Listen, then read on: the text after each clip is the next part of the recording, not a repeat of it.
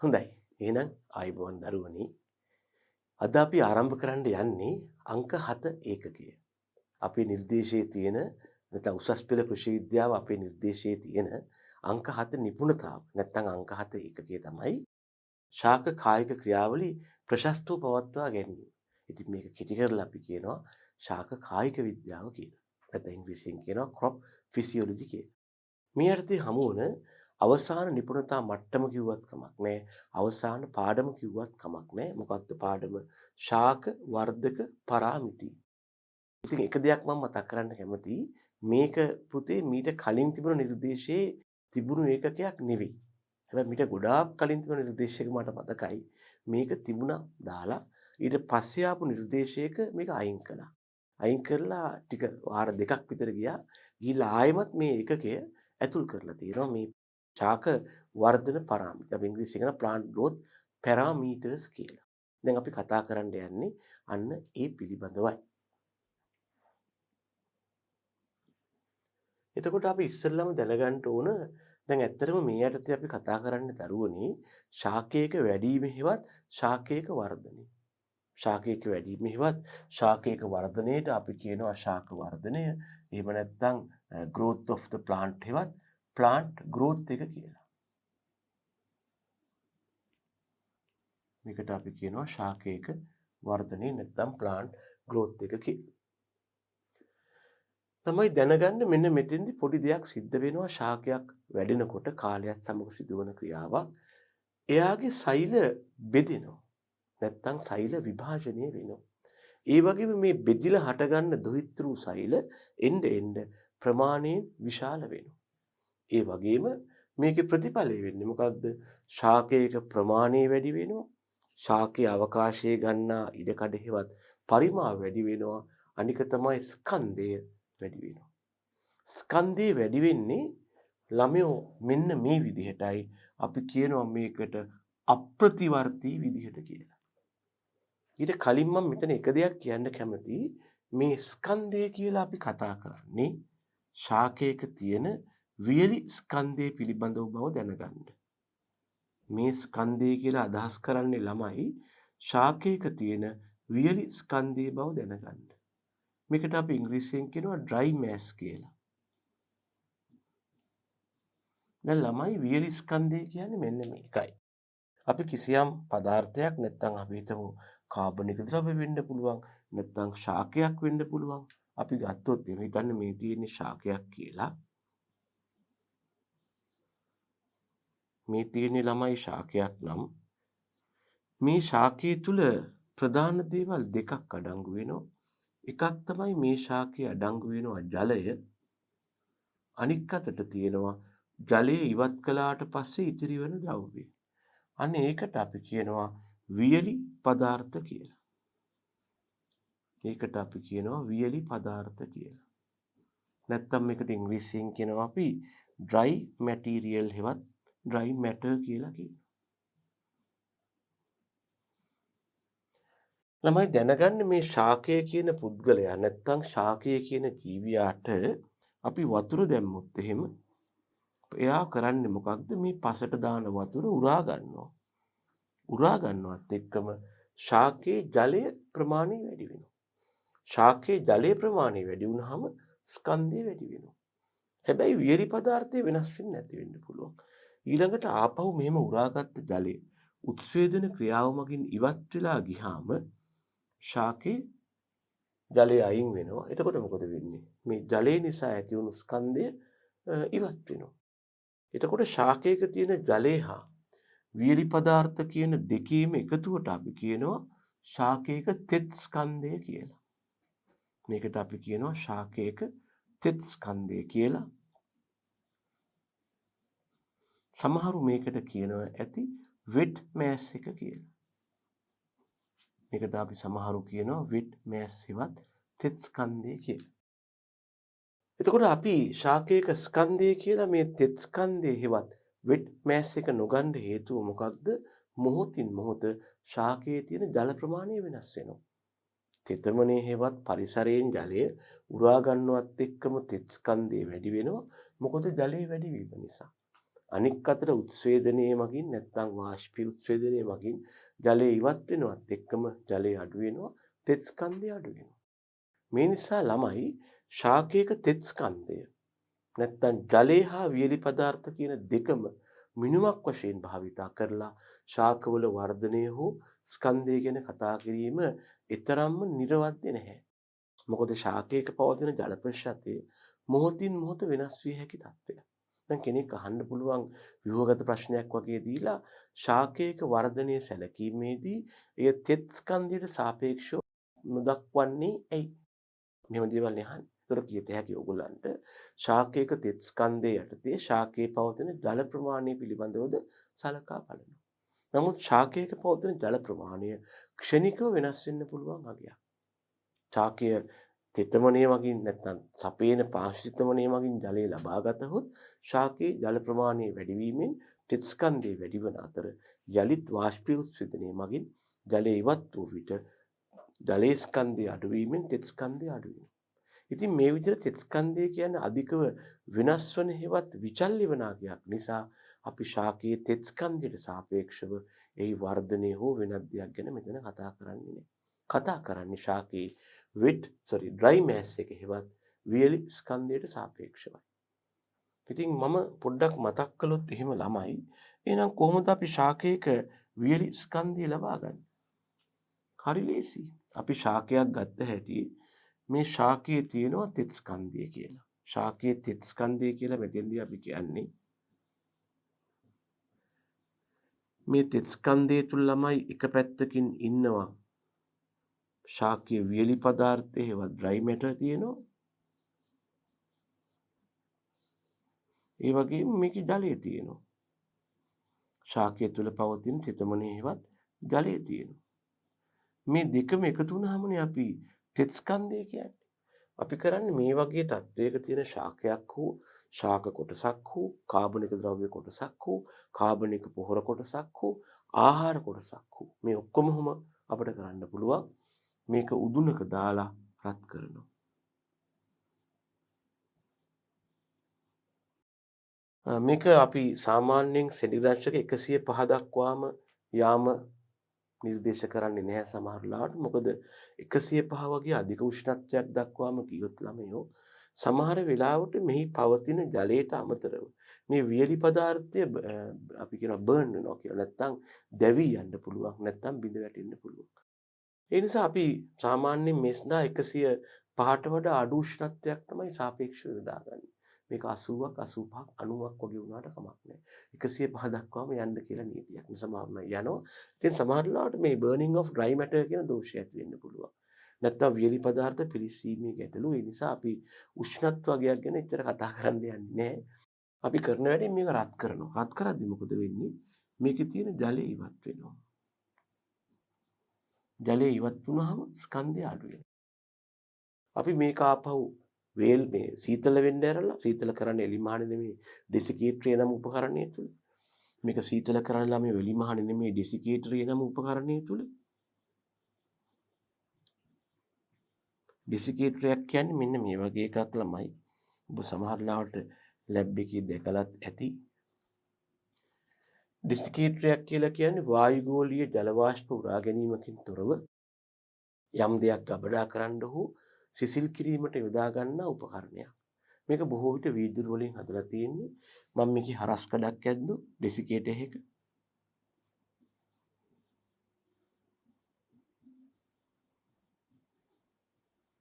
මේකේ හරස් කඩක් ඇන්දොත් ළමයි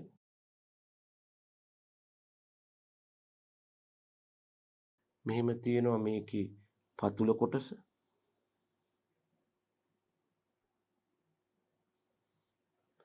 ඊළඟට මේකේ දැලක් දාලා තියෙනවා මෙහෙම අපිට අවශ්‍ය ද්‍රව්‍ය තැන්පත් කිරීමට. ඊළඟට මෙහෙම පියනක් සකස් කරලා තියෙනවා. මේ පියන වායු හා ජල රෝධක වන ආකාරයෙන් වහන්න පුළුවන් වෙන්න. මේකට අපි කියනවා වායු හා ජල රෝධක පියන.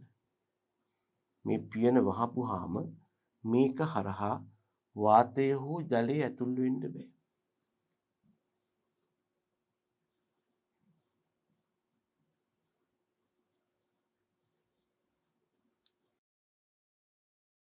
ඒ සඳහා මේ පියන හා පතුල අතර තියෙනවා ළමයි මෙන්න මේ ඉඩකඩ තුල අපි විවිධ උපක්‍රම යොදා ගන්නවා. සමහර වෙලාවට මෙතෙන්ට දාලා තියෙනවා පොඩි රබර් රින් එකක්. මේ වගේ රබර් රින් එකක් දාලා තියෙනවා ළමයි. මේ විදිහට ඒකමකින් තෙතමනය හු වාතයට ප්‍රතිරෝධී තත්ත්වයක් ඇති කරනවා. මේ රින් එක කියන්නේ වටේටම තියෙන එකක්. එහෙම නැත්නම් මේකේ අපි ග්‍රීස් ආලේප කරලා තියෙනවා. දැනගන්න ග්‍රීස් මගිනුත් මේක වායු හා ජල රෝධක කරනවා. සමාවෙන්න. GREA. right. එතකොට එහෙම වුණාම GREAs මේ දෙක හරහා මේ වාතය හෝ ජලයට ඇතුල් වෙන්න බෑ. එතකොට මොකද වෙන්නේ? අපි මේකේ කිසියම් ආකාරයක ආහාර තැන්පත් කළොත් නැත්නම් මොනවා හරි අපි කොටස් තැන්පත් කළොත් වායුගෝලීය ජල වාෂ්ප උරා ගැනීමෙන් තොරව මේක සීතල වෙනවා. සීතල වෙනවා කියන්නේ මේකේ තියෙන තාපය මේ ජලය අරගෙන ජලය හරහා මේක රත් වෙලා මේකේ තියෙන තාපය වායුගෝලය අරගෙන මේකේ තියෙන වායුගෝලය ඒක හරහා මේ පියන හා පතුල රත් වෙලා ඒකෙන් සංවහන ධාරා වශයෙන් හෝ එහෙම නැත්නම් කාලයත් එක්ක සිසිල් වීමක් සිද්ධ වෙනවා. හරිද? අපි ඩෙසිකේටරයක් තුළ තමයි මේක සිද්ධ කරගන්නේ. right. ඒක පොඩ්ඩක් මතක තියාගන්න. මොකද මේ වගේ පොඩි දෙයක් වුණත් සමහර වෙලාවට අපිට වැදගත් වෙන්න පුළුවන්. ඉතින් මෙන්න මෙහෙම අපි සිසිල් කළාට පස්සේ අපට පුළුවන් ළමයි මේකේ වියලි ස්කන්ධය ලබා ගන්න. මොකද දැන් මේකේ තියෙන ජලය අයින් වෙනවනේ. එතකොට අපිට ලැබෙනවා වියලි ස්කන්ධය. එතකොට දැනගන්න ශාකයක වර්ධනයේ මැනීමේදී අපි කතා කරන්නේ මෙන්න මේ ඩ්‍රයි වේට් එක නැත්නම් ඩ්‍රයි මෑස් එක හෙවත් වියලි ස්කන්ධයට සාපේක්ෂව ටිත් ස්කන්ධයේ අවස්ථෝචිතව වෙනස් විය හැකි නිසා තමයි අපි වියලි ස්කන්ධය දක්වා ගමන් කරන්නේ ළමයි. ඒක පොඩ්ඩක් මතක තියාගන්න. right. ඊළඟට අපි ආපහු හිටපු තැනට එමු. දැන් එහෙනම් මෙතෙන්දී අපි කරන්නේ ශාක සෛලවල බෙදීම හෙවත් විභාජනය, එහෙම නැත්නම් සෛල එන්ලාර්ජ්මන්ට් හෙවත් විශාල වීම නිසා ශාකයක ප්‍රමාණය, පරිමාව, ස්කන්ධය කියන්නේ වියලි ස්කන්ධයේ සිදුවන අප්‍රතිවර්තී වැඩිවීම. මේ අප්‍රතිවර්තී වලට අපි ඉංග්‍රීසියෙන් කියනවා ළමයි irreversible කියලා.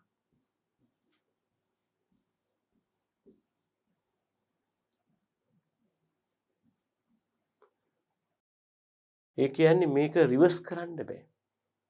ස්කන්ධයේ වැඩි වෙලා ආයේ ශ්වසනය හෝ වෙනත් ක්‍රියාවකට වියලි පදාර්ථ අඩු වෙලා වැය වෙලා ස්කන්ධයේ අඩුවීමක් ගැන නෙමෙයි කතා කරන්නේ.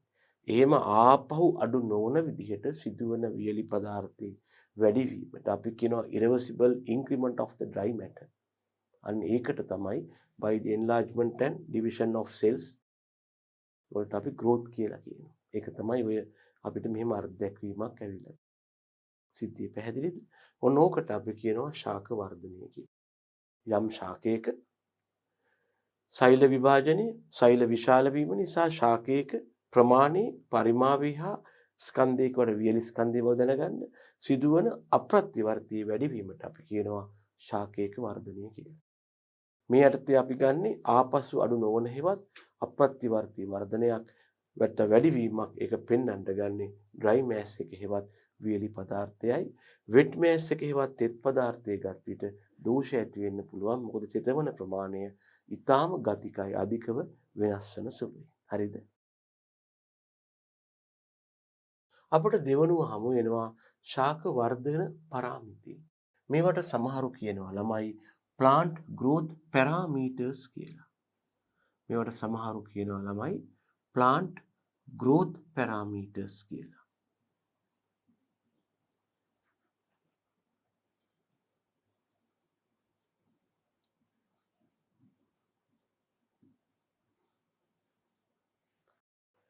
එතකොට අපි මෙතන පැරාමීටර්ස් කියලා කියන්නේ මනින්න පුළුවන් නිසා යම් ශාකයක වර්ධනයේ මැන ගැනීමට යොදා ගන්නා විවිධ රාශීන්ට ඒවා මනින්න පුළුවන් අපි කියනවා ශාක වර්ධන පරාමිතීන් කියලා. මේවා අපිට මනින්න පුළුවන් ළමයෝ සැරින් සැරේ.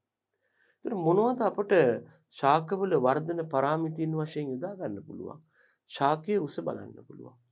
ආරම්භ කරපු ශාකයේ කාලයත් එක්ක කොහොමද උස යන්නේ කියන එක බලන්න පුළුවන්. දෙවනුව ශාක කොටස් වල විශේෂයෙන්ම කඳ වෙන්න පුළුවන්. අපට ශාකයේ කඳේ පරිධිය බලන්න පුළුවන්. නූලක් හරි මොකක් හරි අරගෙන කාලයේ සමග ශාකයේ පැලවෙන්නේ නැట్లా බීජයක් මගින් මේක වටේ තියෙන එකම උසකින්, මොකද උස අණු වෙනස් වෙනවානේ. උසකින් හැමදෑම අපට පරිධිය නැත්තම් කඳේ වට ප්‍රමාණය මනින්න පුළුවන්. එහෙම නැත්තම් පත්‍ර සංඛ්‍යාව හරි සරලයි. දිනපතා ගිහිල්ලා උදේ අද කොළ කීයක් තියෙනවද? ඊළඟ දවසේ කොළ කීයක් කියනවා. එහෙම පුළුවන්. ඊළඟට ශාකයේ අතු කොච්චරක් හටගෙන තියෙනවද? දිනපතා නෙමෙයි යම් දින කීපයකට වරක් අලුතෙන් අතු දාලා නම් ඒව අපිට නෝට් කරන්න පුළුවන්. ඊළඟට පත්‍ර වර්ගඵලය. කාලයත් එක්ක කොහොමද පත්‍ර වර්ගඵලය වැඩි වෙලා තියෙන්නේ? එහෙම නැත්නම් අපිට පුළුවන් ශාකයෙන් සාම්පලයක් අරගෙන ඒකේ වියල ස්කන්ධය බලන්න. මොන අපිට හැබැයි වගාවක් අවශ්‍ය වෙනවා. අපිට මෙන්න මේ වගේ දේවල් වලින් ශාකවල වර්ධනය කොහොමද වෙන්නේ කියලා මැනගන්න පුළුවන්. නැත්නම් අපි කිව්වට කාලයේ සමග යම් ශාකයක වියල ස්කන්ධය ප්‍රත්‍යවර්තී වැඩිවීම වර්ධනයයි කියලා. මේක කාලයේ සමග වෙන්නේ කොහොමද කියලා මැනගන්න තමයි මේ growth parameters ඒවත් වර්ධන පාරාමිතීන් යොදා ගන්න. ඒත් මම මේ දක්වලා තියෙන ඒ සඳහා යොදා ගන්න පුළුවන් වර්ධන පාරාමිතීන් වලට උදාහරණ කීපයක්. තව තියෙන්න පුළුවන්. හරි.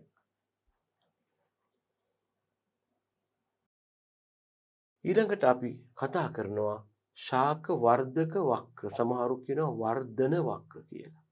මේකට අපි කියනවා ඉංග්‍රීසියෙන් plant growth curves කියලා. කාලයේ සමග යම් ශාකයක වර්ධනය ප්‍රස්ථාරිකව ඉදිරිපත් කරපුවාම ඒකට අපි කියනවා ශාක වර්ධන හෝ වර්ධක වක්‍රයක් කියලා. හොඳට මතක තියාගන්න වර්ධන වක්‍රයේවත් growth curve සඳින්නේ කාලයේ සමග ශාකයේ වර්ධනය සලකා බලන්න.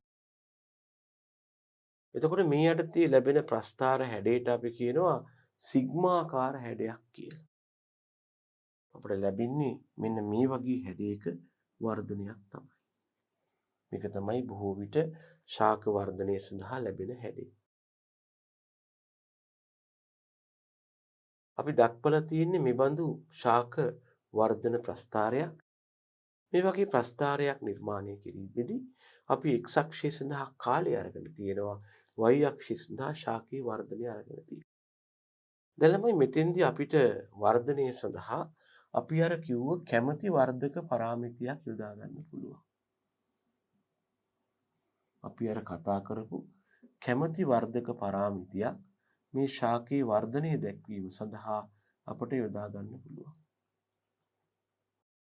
අපට පුළුවන් කැමති නම් ශාකයේ වියලි ස්කන්ධය ගන්න, පත්‍ර වර්ගඵලය ගන්න, පත්‍ර සංඛ්‍යාව ගන්න, ශාකයේ උස ගන්න, කඳේ පරිධිය ගන්න, අතු සංඛ්‍යාව ගන්න, ඕනම එකක් ගත හැකි x අක්ෂයට. y අක්ෂයට ඔයා කාලය ගන්නවා දින වලින්, සති වලින් ආදී වශයෙන් ගන්න පුළුවන්. දැන් මේ වගේ තත්වයක් නිර්මාණය කළොත් අපට ලැබෙන්නේ සාම්ප්‍රදායිකව මේ සිග්මාකාර ප්‍රස්ථාරයක්. සිග්මාකාර කියලා කියන්නේ මෙන්න මේ වගේ හැඩයක්. සිග්මා හැඩයක් තමයි තියෙන්නේ. සිග්මා කියන්නේ එක්තරා ග්‍රීක හෝඩියේ ලැබෙන අකුරක්. හරිද? එතකොට මේකේ ප්‍රධාන වර්ධක අවදීන් 4ක් අපි දක්වලා තියෙනවා මේ විදිහට. 1 2 3 4 කියලා. දැන් අපි පොඩ්ඩක් මතක් කරගත්තොත් මේකේ තියෙන වර්ධක අවදීන් 4ක් දරුවනේ. x අක්ෂයට අපි කාලය දාලා මේ විදිහට y අක්ෂයට ශාකයේ වර්ධනය ගත්තොත් අපට දල වශයෙන් මේ වගේ වර්ධන අවදීන් 4ක් යෝජනා කරන්න පුළුවන්. මේක වර්ධනයේ ශාකයේ වියලි ස්කන්ධය, පත්‍ර සංඛ්‍යාව, පත්‍රවල වර්ගඵලය ආදී ඕන දෙයක්. අපට ලැබෙන්නේ මේ වගේ ප්‍රස්ථාරයක් කියලා කිව්වනේ. මේ ප්‍රස්ථාරයේ ප්‍රධාන අවදි 4ක් තියෙනවා.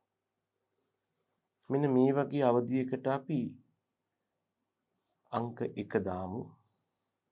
මේ වගේ අවධියකට අපි අංක 2 දාමු. මේ වගේ අවධියකට අපි අංක 3 දාමු. මේ හරියට අංක 4 දාමු.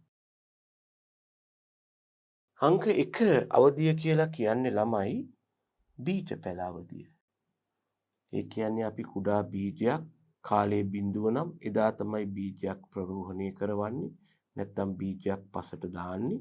එහෙම බීජයක් පසට දාපුවාම එයා ඉතින් ප්‍රරෝහණය වෙලා කුඩා බීජ පැලයක් තියෙන කාලේ තමයි මේ බීජ පැල අවධිය කියන්නේ. ඊළඟට හම්බ වෙනවා දෙවෙනි අවධියක්. මේකට අපි කියනවා ඇක්ටිව් ග්‍රෝත් ස්ටේජ් එක. හෙවත් වැඩි වර්ධන ශීඝ්‍රතාවක් සහිත අවධිය.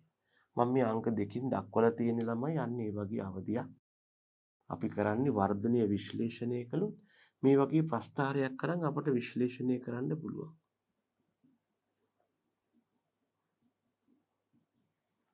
මෙන්න මේ කාලේ මොකද වෙලා තියෙන්නේ? එන්න ඒකක කාලයක් ලබා ගන්න වර්ධනය හෙවත් වර්ධන ශීඝ්‍රතාව වැඩි වෙලා.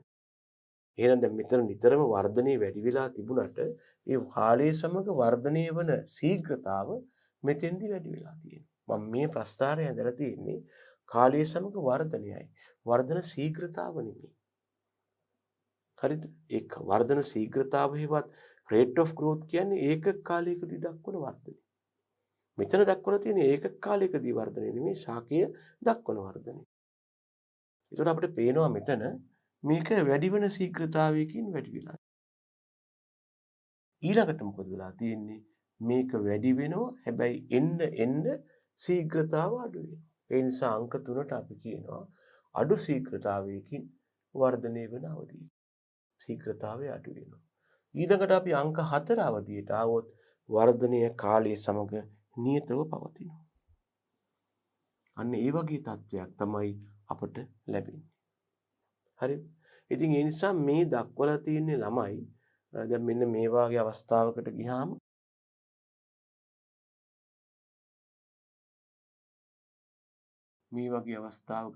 ඉතින් එතනින් එහාට කාලයේ සමග වර්ධන ශීඝ්‍රතාව හෙවත් වර්ධනය නියතව තියෙනවා. ওই වගේ තත්ත්වයක් තමයි අපට ලැබෙන්නේ. හරිද? එතකොට මෙන්න මේ වගේ ප්‍රස්ථාරයක් මගින් අපට තව උන්නම් ලබා ගන්න පුළුවන් දෙයක් තමයි පියවරක් ඉස්සරහට ගිහිල්ලා rate of growth හෙවත් වර්ධන ශීඝ්‍රතාව. අපිට මේ මගින් කතා කරත හැකි growth rate එකක් හෙවත් වර්ධන ශීඝ්‍රතාවක් පිළිබඳව. වර්ධන ශීඝ්‍රතාව කියලා කියන්නේ ඒකක කාලයකදී දක්වන වර්ධන ප්‍රමාණය.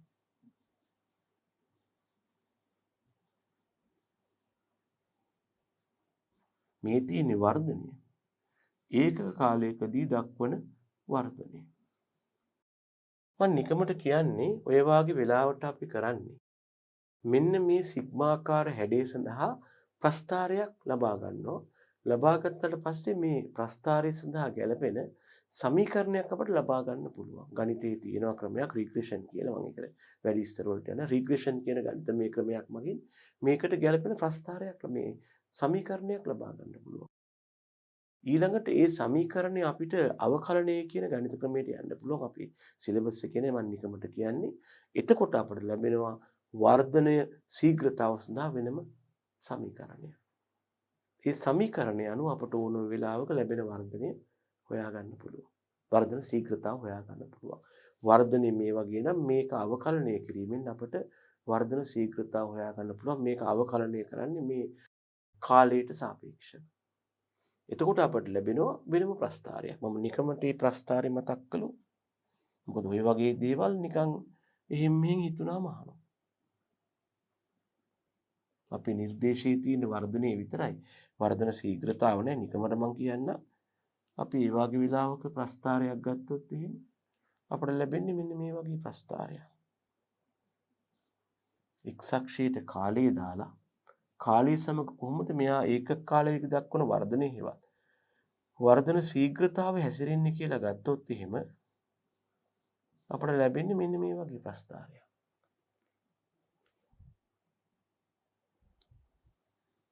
දල වශයෙන් ඔන්න ඔය වගේ ලැබෙනවා. වර්ධන ශීඝ්‍රතාව වැඩි වෙලා උපරිම වෙලා මේ වගේ තැනකදී ඊළඟට එන්න අඩු වෙනවා.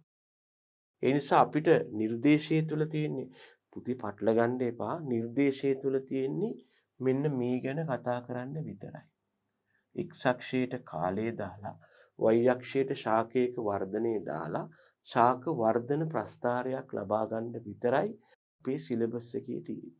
අඩුම ගානේ මේ ප්‍රස්ථාරයට ගැලපෙන සමීකරණය හෙවත් වර්ධන ශ්‍රිතය ලබා ගන්නවත් අපේ සිලබස් එකේ නැහැ. ඒවා උසස් පාඨමාලාවල.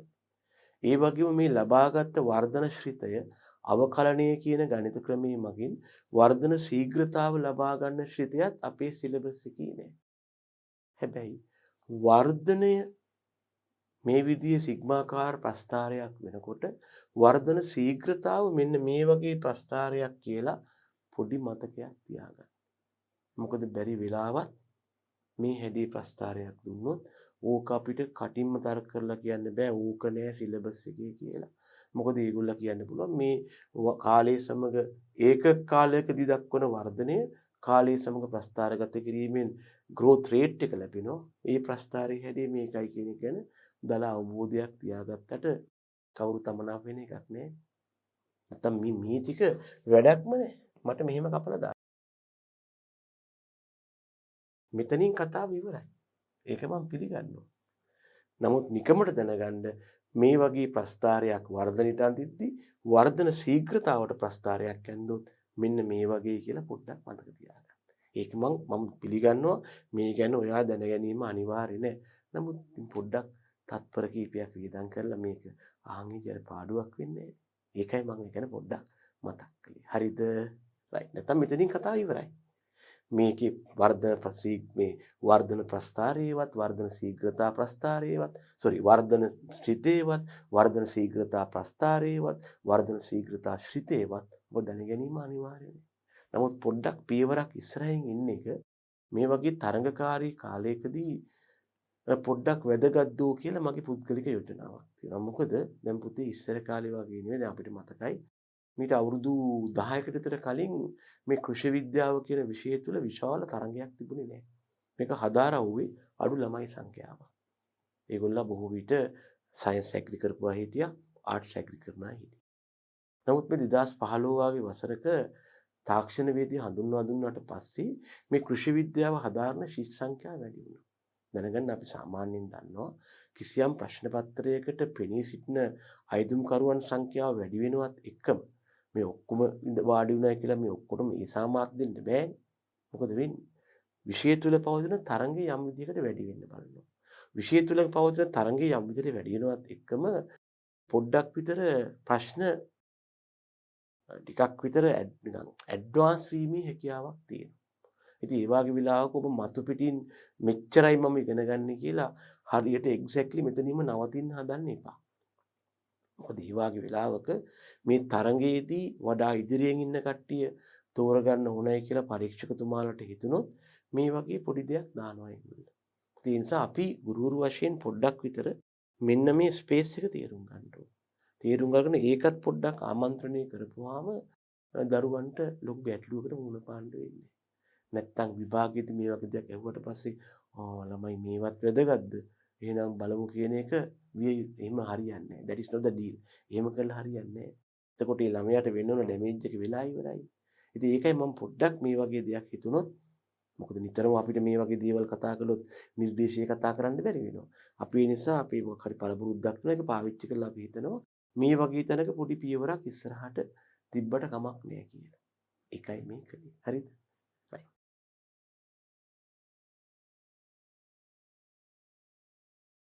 right. දැන් පොදුවේ ශාක අර විදිහට සිග්මාකාර වර්ධන ප්‍රස්ථාරයක් පෙන්눔 කළාට ශාකයේ විවිධ අවයව තියෙනවානේ.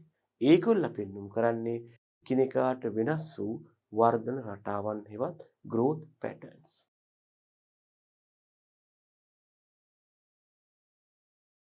මේ තියෙන්නේ බඳු ප්‍රස්ථාරයක්. මේක දාලා තියෙනවා dry weight accumulation patterns for a hypothetical crop plant and its parts.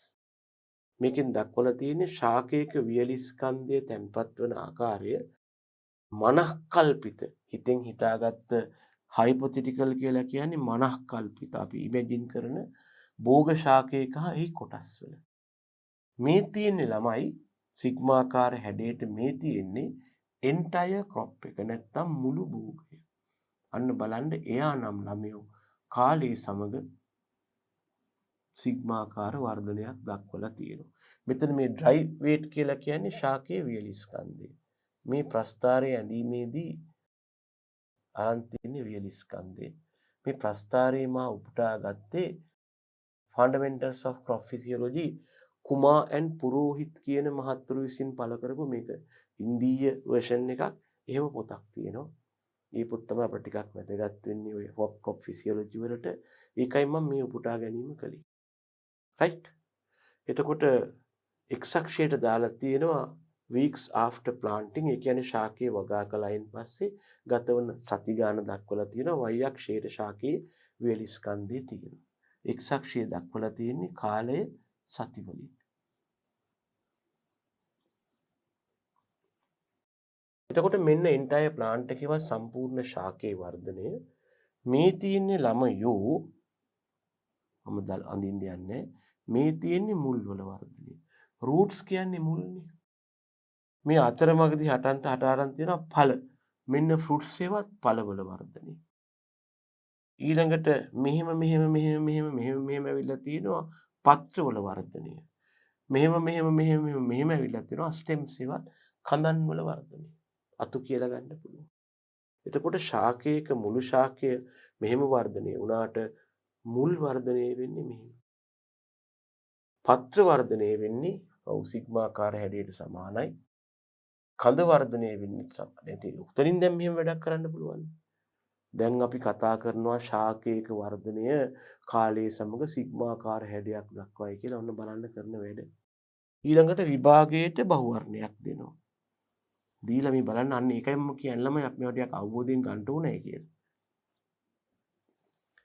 ඒගොල්ලෝ කියනවා එක්තරා ශාකයක මූල මණ්ඩලයේ වර්ධනය මුල්වල වර්ධනය කාලය සමග සලකා බැලීමේදී ලැබිය හැකි වඩාත් නිවැරදි ප්‍රස්ථාර හැඩය වන්නේ කියලා ළමයෝ ප්‍රස්ථාර හැඩ පහක් යෝජනා කරනවා.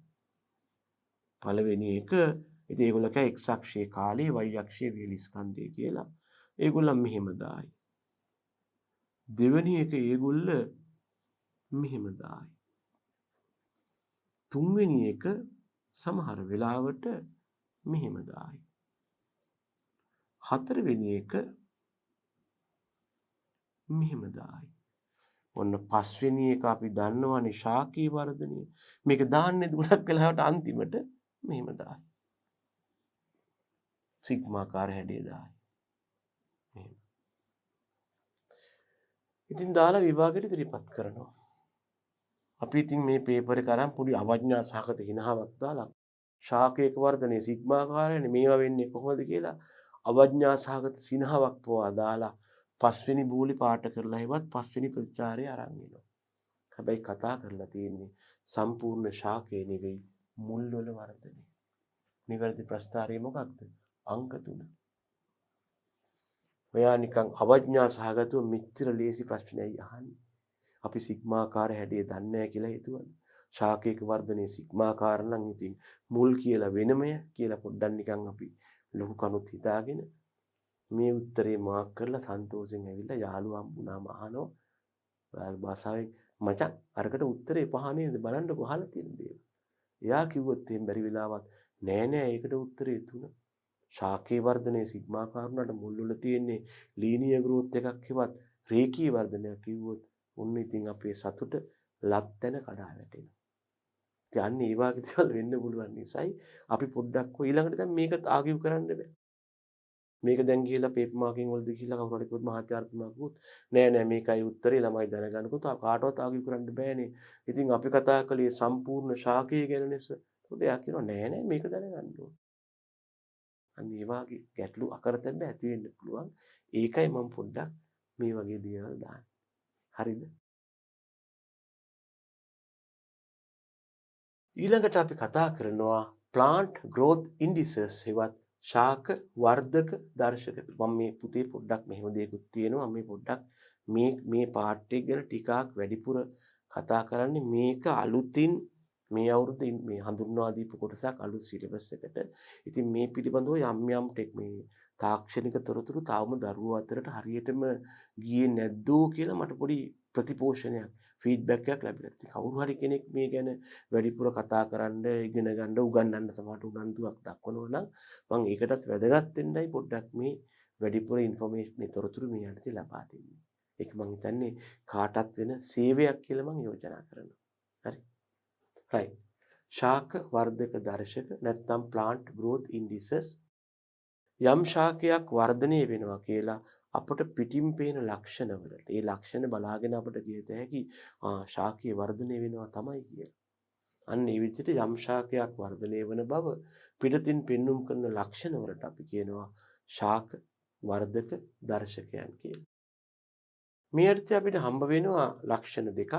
එකකට අපි කියනවා භෝග වර්ධන වේගය, අනිකට කියනවා පත්‍ර ශේෂ්ඨඵල දර්ශකය.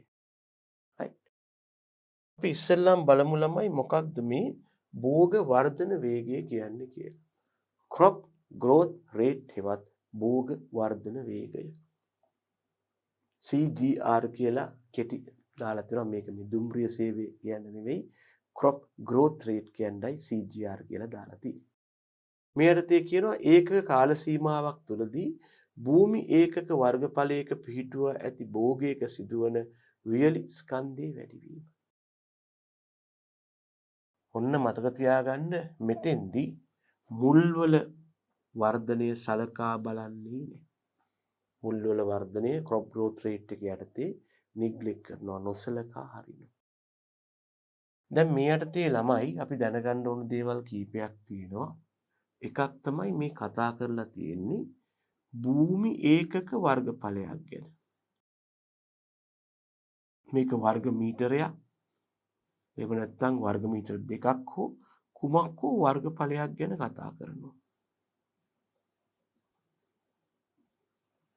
ඊළඟට කාලයක් ගැන කතා කරනවා. ඒකක කාල සීමාවක් ගැන කතා කරනවා.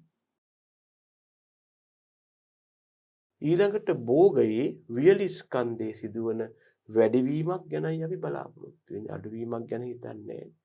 වැඩිවීමක් හෝ අඩුවීමක් බලන්න නම් අපි වියලි ස්කන්ධයන් දෙකක් ගන්න ඕන. මුල් අගයක්, පසු අගයක්. අරගෙන මේ අගයන් දෙක අතර තියෙන ඩිෆරන්ස් එක හෙවත් වෙනස හෙවත් පරතරය තමයි වියලි ස්කන්ධයේ වැඩිවීම. ඒ නිසා අපට මේ යටතේ මේකේ වගා කරපු භෝගවල වියලි ස්කන්ධ අගයන් දෙකක් ගන්න වෙනවා. එක අගයක් කරන් වැඩිවීමක් ගැන කියන්න බෑනේ ළමයෝ.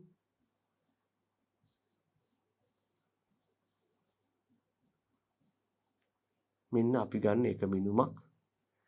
ඊළඟට ඒරියා එකේවත් මේ භූමියේ වර්ගඵලය දැනගන්න වෙනවා. මෙන්න ගන්න තව මිනුමක්. ඒ වගේම සලකා බලන කාලය හෙවත් ටයිම් එක මැනගන්න. මේක මේ ඔර්ලෝසුවෙන්ම ඉන්න බෑ, දින වලින් මන්න. අන්න ඒ යටතේ ළමයි අපි ඉදිරිපත් කරනවා CGR සමානයි W2 දෙක ඍණ W1 බෙදනවා T2 ඍණ T1 වාරයක් වර්ගඵලය. දැන් මෙතන කාලය ගැන කතා කරද්දිත් ওই ප්‍රශ්නේ වෙනවා.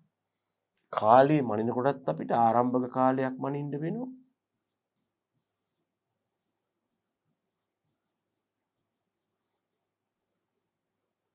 ආරම්භක කාලයේදී එක වියලි ස්කන්ධයක් ගන්නවා.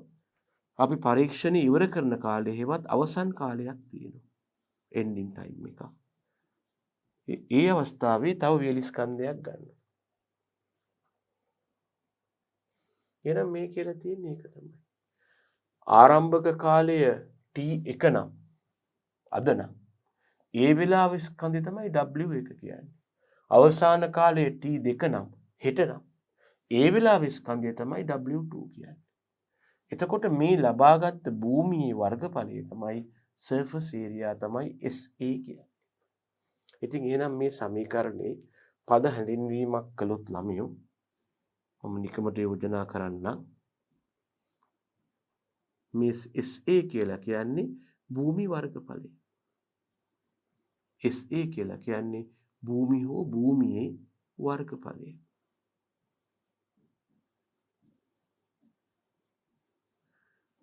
T1 කියලා කියන්නේ අද නැත්තම් ආරම්භක කාලය. වැඩි නැත්තම් ප්‍රැක්ටිකල් එක නැත්තම් පරීක්ෂණයේ ආරම්භ කළ අවස්ථාවේ කාලය T1 වෙනවා. ඉවර කළේ හෙට නැත්තම් අනිත් දවසේ. මේ තියෙන අවසන් කාලේ. නැත්තම් අවසන් කළ කාලේ.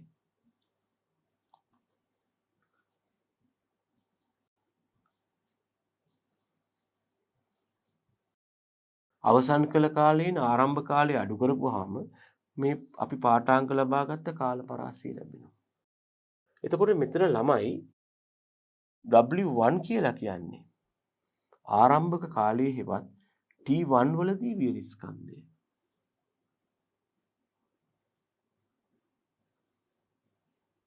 ඒක තමයි W1 කියන්නේ. මෙතන W2 කියලා කියන්නේ ළමයි T2 වලදී වියලි ස්කන්ධය.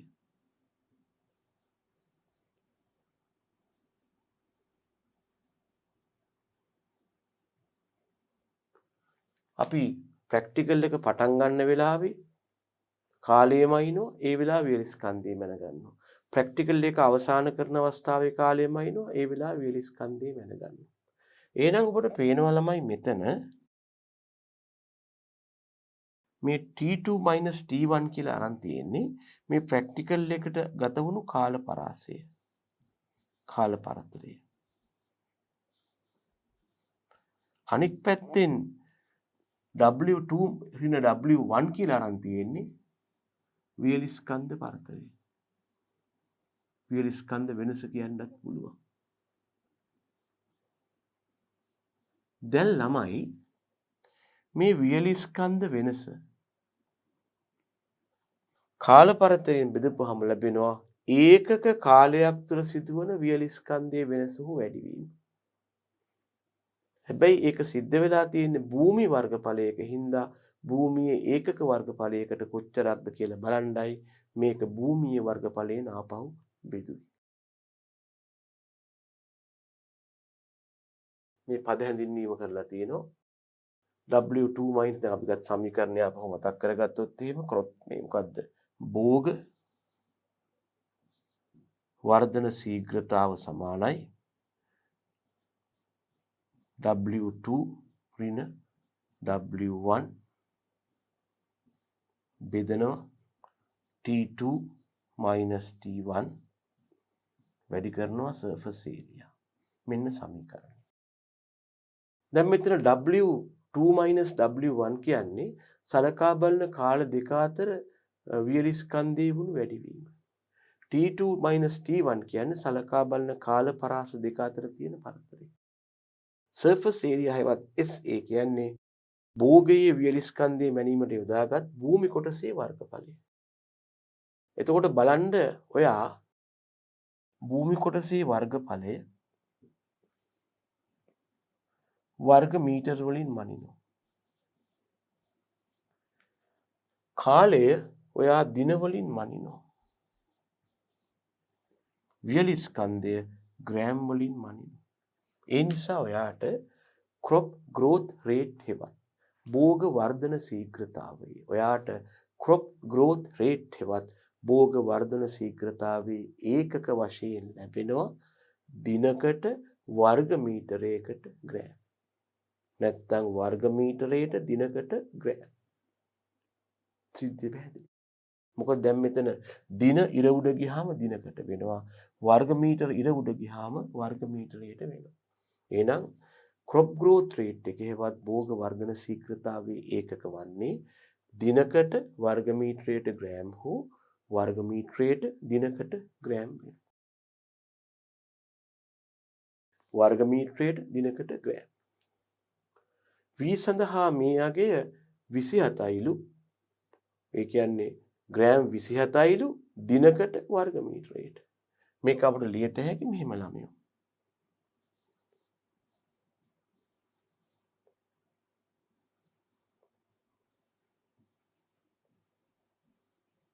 මෙන්න මෙහෙම.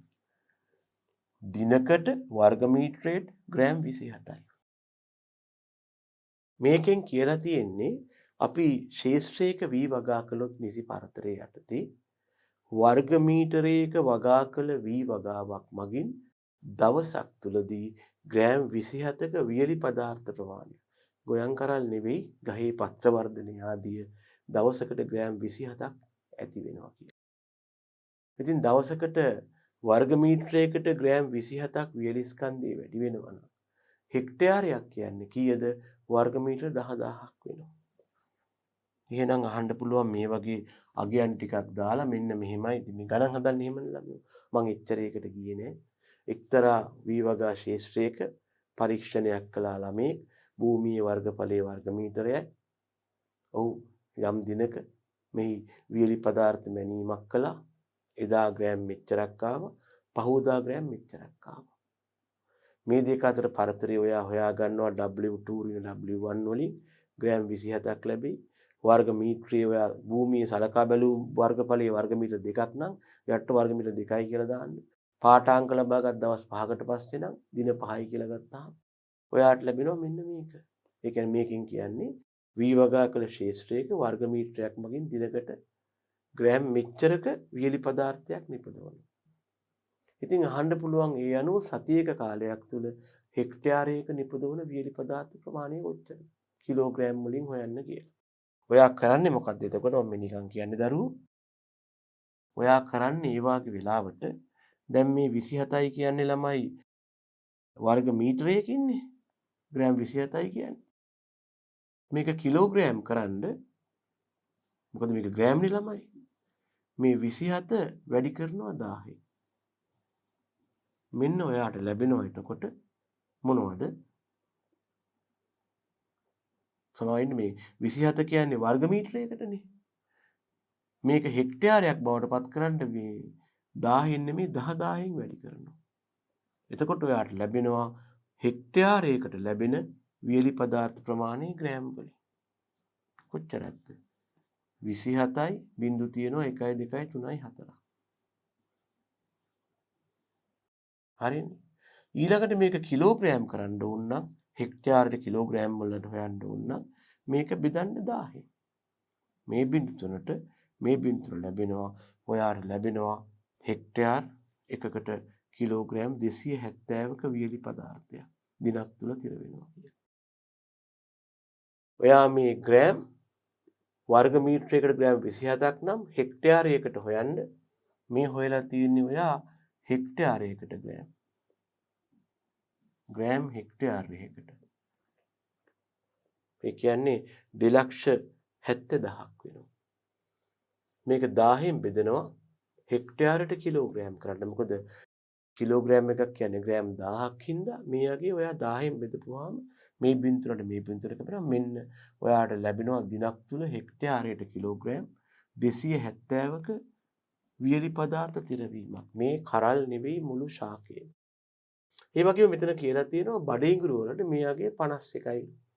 ඒ කියන්නේ ආසන්න වශයෙන් මේ V වගේ දෙගුණයක වර්ධන ශීඝ්‍රතාවක් නැත්නම් වර්ධන ප්‍රමාණයක් බඩේඟුරු මගින් පෙන්눔 කරලා තියෙනවා. ඒ වගේම C4 ශාකවල මේ අගය C3 වලට වඩා වැඩි. අන්න C3 වලට වඩා C4 වල තියෙන තව හිතකර ලක්ෂණයක් තමයි එයාගේ CGR හෙවත් crop growth rate අගේ වඩා වැඩි. ඒ කියන්නේ ඒක කාලයක් තුල බඩේඟුරු ශාකයේ වඩා වැඩි වර්ධනයක් පෙන්눔 කරනවා.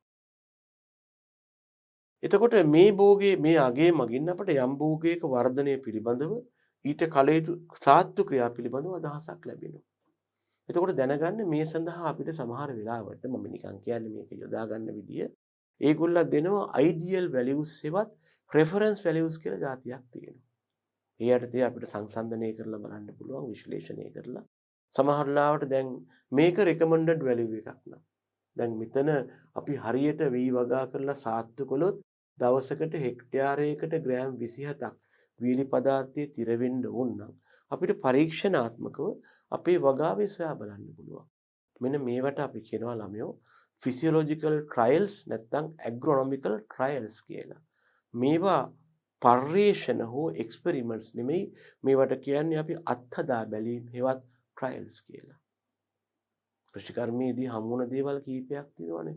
රිසර්ච් පර්යේෂණ, එක්ස්පෙරිමන්ට්ස් පරීක්ෂණ, trials අත්හදා බැලීම්. මෙතන කරන්නේ අපි trial එකක්. ඒ ට්‍රයිල් එක කරපුවම අපිට ඔය තියෙන තොරතුරු අනුව ඇත්තටම වර්ග මීටරයකින් අපේ වී වගාවේ ග්‍රෑම් කීයක් හම්බ වෙනවද කියලා හොයන්න පුළුවන්. මේ අගය 27ට වඩා අඩු නම් අපි ඉන්නේ ඇවරේජ් එකට වඩා පිටිපස්සේ. එහෙනම් මොකක් හරි කරලා අපි හොඳ ආස්වැන්නකට යන්න නම් කල් තබා මේ අගේ වැඩි කරගන්න ඕන. අන්න ඒ සඳහා අපට කළ හැකි දෙයක් තමයි සාත්තු ක්‍රියා. අපි වගාවට කරන සාත්තු ක්‍රියා ඇද්ද මදිද වැඩිද කියලා අපිට කල් තබා හොයාගන්න පුළුවන් දෙයක් තමයි භෝගයේ ශේෂ්ත්‍රයේ තියෙද්දි සමහර ලාවට කරල් හටගන්න හිතලවත් නැහැ. මේකේ තියෙන CGR වැලියු එක මැනගන්න. මැනගෙන දී ඇති ප්‍රශස්තත්වයට තිය ලැබෙන අගයත් එක්ක මේක අපි මේ සංසන්දනය කරනවා. අපි ඉන්නේ ඇවරේජ් එකට වඩා පිටිපස්සෙන් නම් අපි වහාම දැන් උදාහරණයක් උසස් පෙළ විභාගයේදී ළමයෙක්ට මොන වගේ මට්ටමක්ද කියලා අපිට ඊට කලින් දැනගන්න පුළුවන්. එයා ටර්ම් ටෙස්ට් වල ගන්න ලකුණු එක්ක. එයා ටර්ම් ටෙස්ට් එකේ අඩු ලකුණු ගානක් ගන්නවා නම් එයා ඉන්නේ හොඳ මට්ටමට පහළ. අපි වහාම එයාව උනන්දු කරවලා උසස් පෙළ විභාගයට ලෑස්ති කරන්න. ඒව කියන්නේ ගොයම් ශාක්‍ය නම් අස්ුරු නෙල්නවා වගේ. අස්ුරු නෙල්දාට තමයි අවසාන ප්‍රතිඵලය ලැබෙන්නේ. ඒක ලැබෙනකන් ඉඳලා කරන්න දෙයක් නෑ. ඊට කලින් අපිට අපි වගාවට කරන සාත්තු ක්‍රියා සීරු මාරු කරගන්න, ඇඩ්ජස්ට් කරගන්න පුළුවන් මේ අගය පිළිබඳව කල්තබා සලකා බලපුවා. ඒකයි මේකේ තියෙන එක වැදගත්කමක් වෙන්නේ. අපි කරන සාත්තු ක්‍රියා ඇද්ද මදිද වැඩිද කියලා දැනගන්න පුළුවන්. අපේ භෝගය කොහොමද වර්ධනය වෙන්නේ? හරිද? ඒකටයි මේ අගය අපි කල් තියා ගණනය කරන්නේ. ඉතින් ලංකාවේ මෙහෙම අපි ට්‍රයල්ස් කරලා හැම හොයන ක්‍රමයක් නෑ. අපි සාම්ප්‍රදායිකව පෝර දාලා හොයි බලන් ඉන්නවා. නමුත් ඉතින් අස්වැන්න වැඩි කරගන්න විශේෂයෙන් මේ වාගේ යුගයක දැන් අපි ලොකු ආහාර අර්බුදයක් ළඟයි ඉන්නේ. එතකොට මේ වගේ දේවල් කවුරු හරි විද්‍යාත්මකව කරනවා නම් ඇත්තෙන් මෙතෙන්දී අපිට පුළුවන් මේ තාක්ෂණයේ හෝ විද්‍යාව මේකට ඇප්ලයි කරන්න. අපිට හොයාගත්ත හැකි. ඉතින් මෙහෙමනේ දැන් ඔය පොඩි අක්කර කාලයක කුඹුරකට මේක කරන එක තේරුමක් නැහැ. අක්කර ගණනාවක වගාවක් තියෙනවා නම් මම දන්නේ නැහැනේ. මම යන්නේ මොන වගේ අස්වැන්නකටද කියලා. මොකද අස්වැන්න නිරුවට පස්සේ කියන්නේ මැසිවිලි කියලා වැඩක් නැහැ. එතකොට මම පරක් වෙඩි too late. නමුත් කල්තබා මෙබඳු වගේක් කැල්කියුලේට් කරලා මට කියත හැකි මම ඉන්නේ මගේ ඇවරේජ් එකට පස්සේ නම් මට තාම කාලයක් තියෙනවා මේක ඇඩ්ජස්ට් කරගන්න. අන්න ඒක තමයි මේ වාගේ අගයන් වල තියෙන මේ ප්‍රායෝගික වැදගත්කම. ඉතින් ඒවා භාවිතා වෙනවාද කියන එක ගැටලුවක්. විද්‍යාත්මක කෘෂිකර්ම කියන්නේ මේ වගේ දේවල් තමයි. නැතුව මේ විද්‍යාගාරයක් තුළ මොනවා හරි අනුමාපනය කරන එකම නෙවෙයි. මේ වගේ තව වගයක් තමයි ළමයෝ ලීෆ් ඒරියා ඉන්ඩෙක්ස් හෙවත් පත්‍ර ශේෂ්ඨඵල දර්ශකය. මේ අර්ථය අපි කතා කරනවා භෝගයක පත්‍ර ශේෂ්ඨඵලය හා එම පත්‍ර ප්‍රමාණයේ දරන භෝග වගා කළ භූමියේ ශේෂ්ඨඵලය අතර ඇති අනුපාතය. ඒ කියන්නේ මෙහෙම දෙයක් ළමයෝ. මේ තියෙන්නේ අපි හිතමු වර්ග මීටරයක් කියලා. දැන් මේ වර්ග මීටරයක භූමිය තුල අපි ශාක වගා කරලා තියෙනවා. මේ වගේ. දැන් මෙහෙම ශාක වගා කරලා තියෙනවා. ඉතින් මේ වගා කරලා තියෙන ශාක.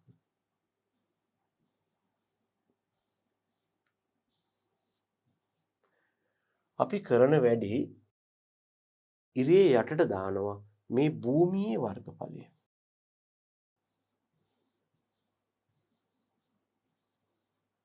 ඉරේ උඩට දානවා මේ පත්‍රවල එක පැත්තක වර්ගඵලයන්ගේ එකතුව. අපි දන්නවා ශාකයක පත්‍රයක දෙපැත්තක් තියෙනවානේ. හැබැයි සම්මතයක් වෙලා තියෙන්නේ මේ යටතේ අපි ගණන් ගන්නේ එක පැත්තක වර්ගඵලය. උඩ පැත්ත නම් උඩ පැත්ත, යට පැත්ත නම් යට පැත්ත. මේ දෙක සමානයින් දල වශයෙන්. අපි එක පැත්තක වර්ගඵලය විතරක් ගන්නවා. මේ ගහේ පත්‍ර කීයද? වර්ගඵලය කොච්චරද? මේ ගහේ ඔක්කොම එකතු කරලා උඩට දානවා පත්‍ර වර්ගඵලය. නැත්තම් පත්‍ර ශේෂ්ඨඵලය. හැබැයි එක පැත්තක.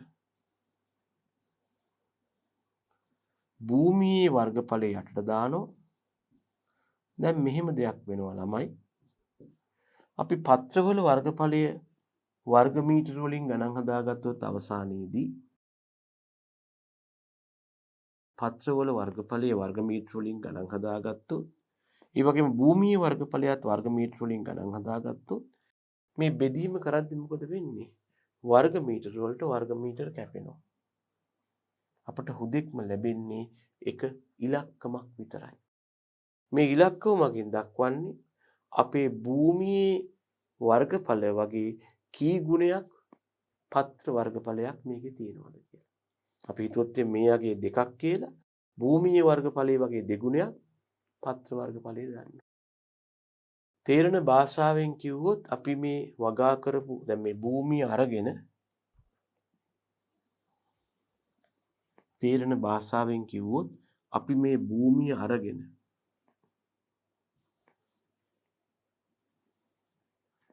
මේ සියලුම ශාකවල තියෙන පත්‍ර අරගෙන පත්‍ර මව් ශාක වලින් වෙන් කරලා මේ භූමිය වැහෙන්න අතුරන්න පටන් ගත්තොත් මේ විදිහට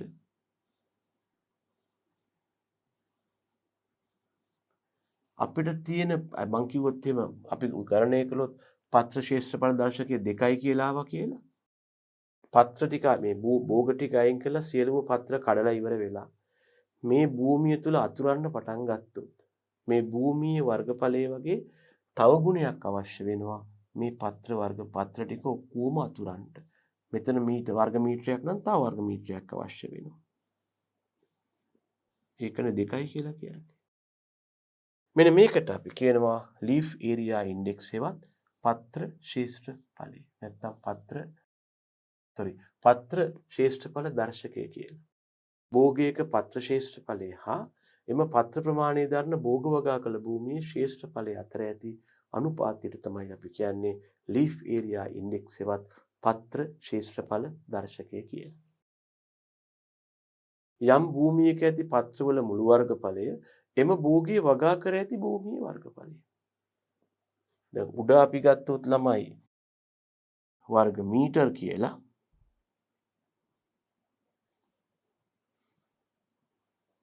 අපි යටටත් ගන්නේ වර්ග මීටර. ඇයි? පත්‍රවල වර්ගඵලයත් වර්ග මීටර, භූමියේ වර්ගඵලයත් වර්ග මීටර.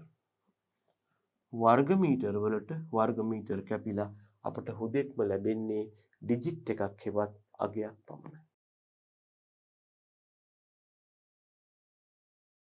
මෙහිදී සලකා බලන්නේ පත්‍රවල එක පැත්තක වර්ගඵලයේ පමණයි. ඒකනේ මම කිව්වේ ළමයෝ අපි පත්‍රවල එක පැත්තක වර්ගඵලයේ විතරයි මෙතෙන්ති ගන්න.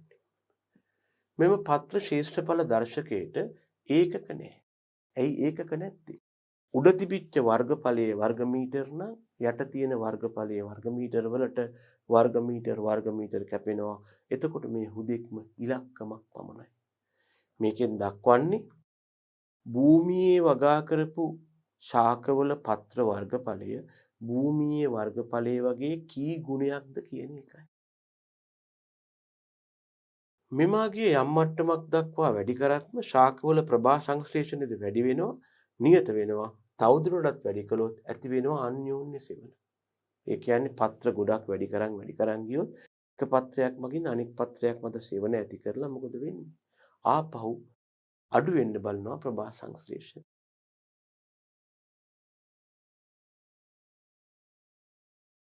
මට මේ වගේ ප්‍රස්තාරයක් යෝජනා කරන්න පුළුවන් මෙතන.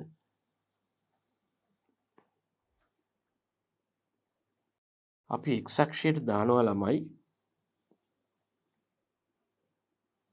පත්‍ර ක්ෂේත්‍රඵල දර්ශකය.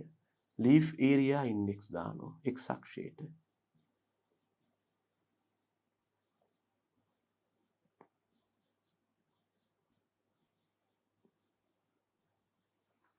y අක්ෂයට දානවා භෝග ශාකයේ ප්‍රභා සංශ්ලේෂණය. y අක්ෂයට දානවා භෝග ශාකයේ ප්‍රභා සංශ්ලේෂණය.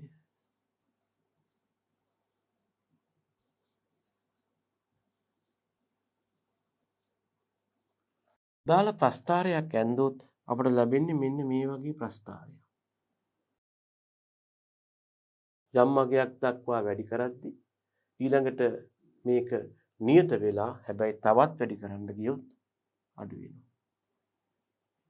මේක ඇත්තටම නියත වෙන ප්‍රමාණය මෙච්චර වැඩි නොවෙන්නත් පුළුවන්. වඩා නිවැරදිව ගත්තොත් මේ වගේ වෙන්න පුළුවන් ළමයි.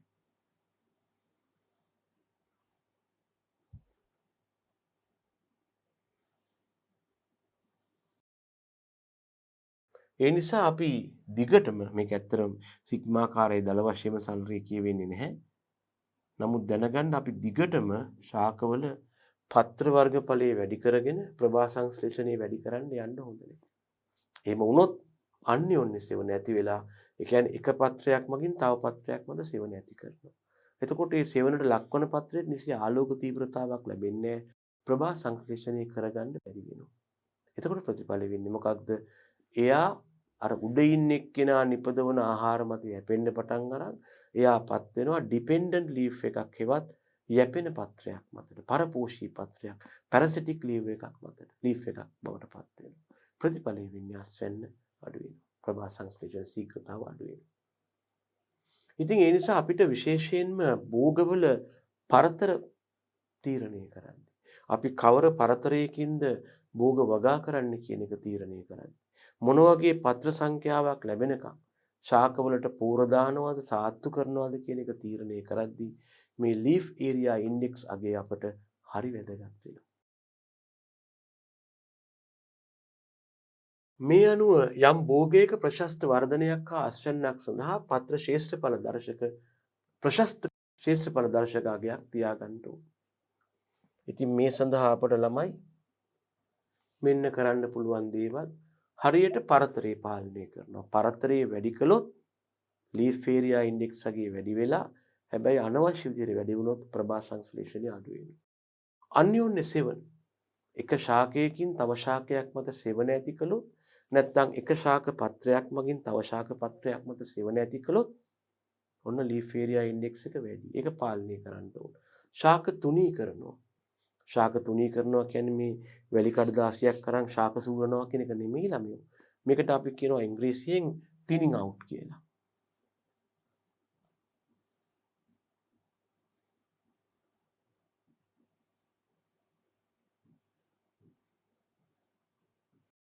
වගාවේ වැඩිපුර තියෙන ශාක ගලවලා දානවා. එතකොට මේ අගය ප්‍රශස්තව තියෙනවා. එහෙම නැත්නම් කප්පාදු කරනවා. මේකට අපි කියනවා ප්‍රූනින් කියලා.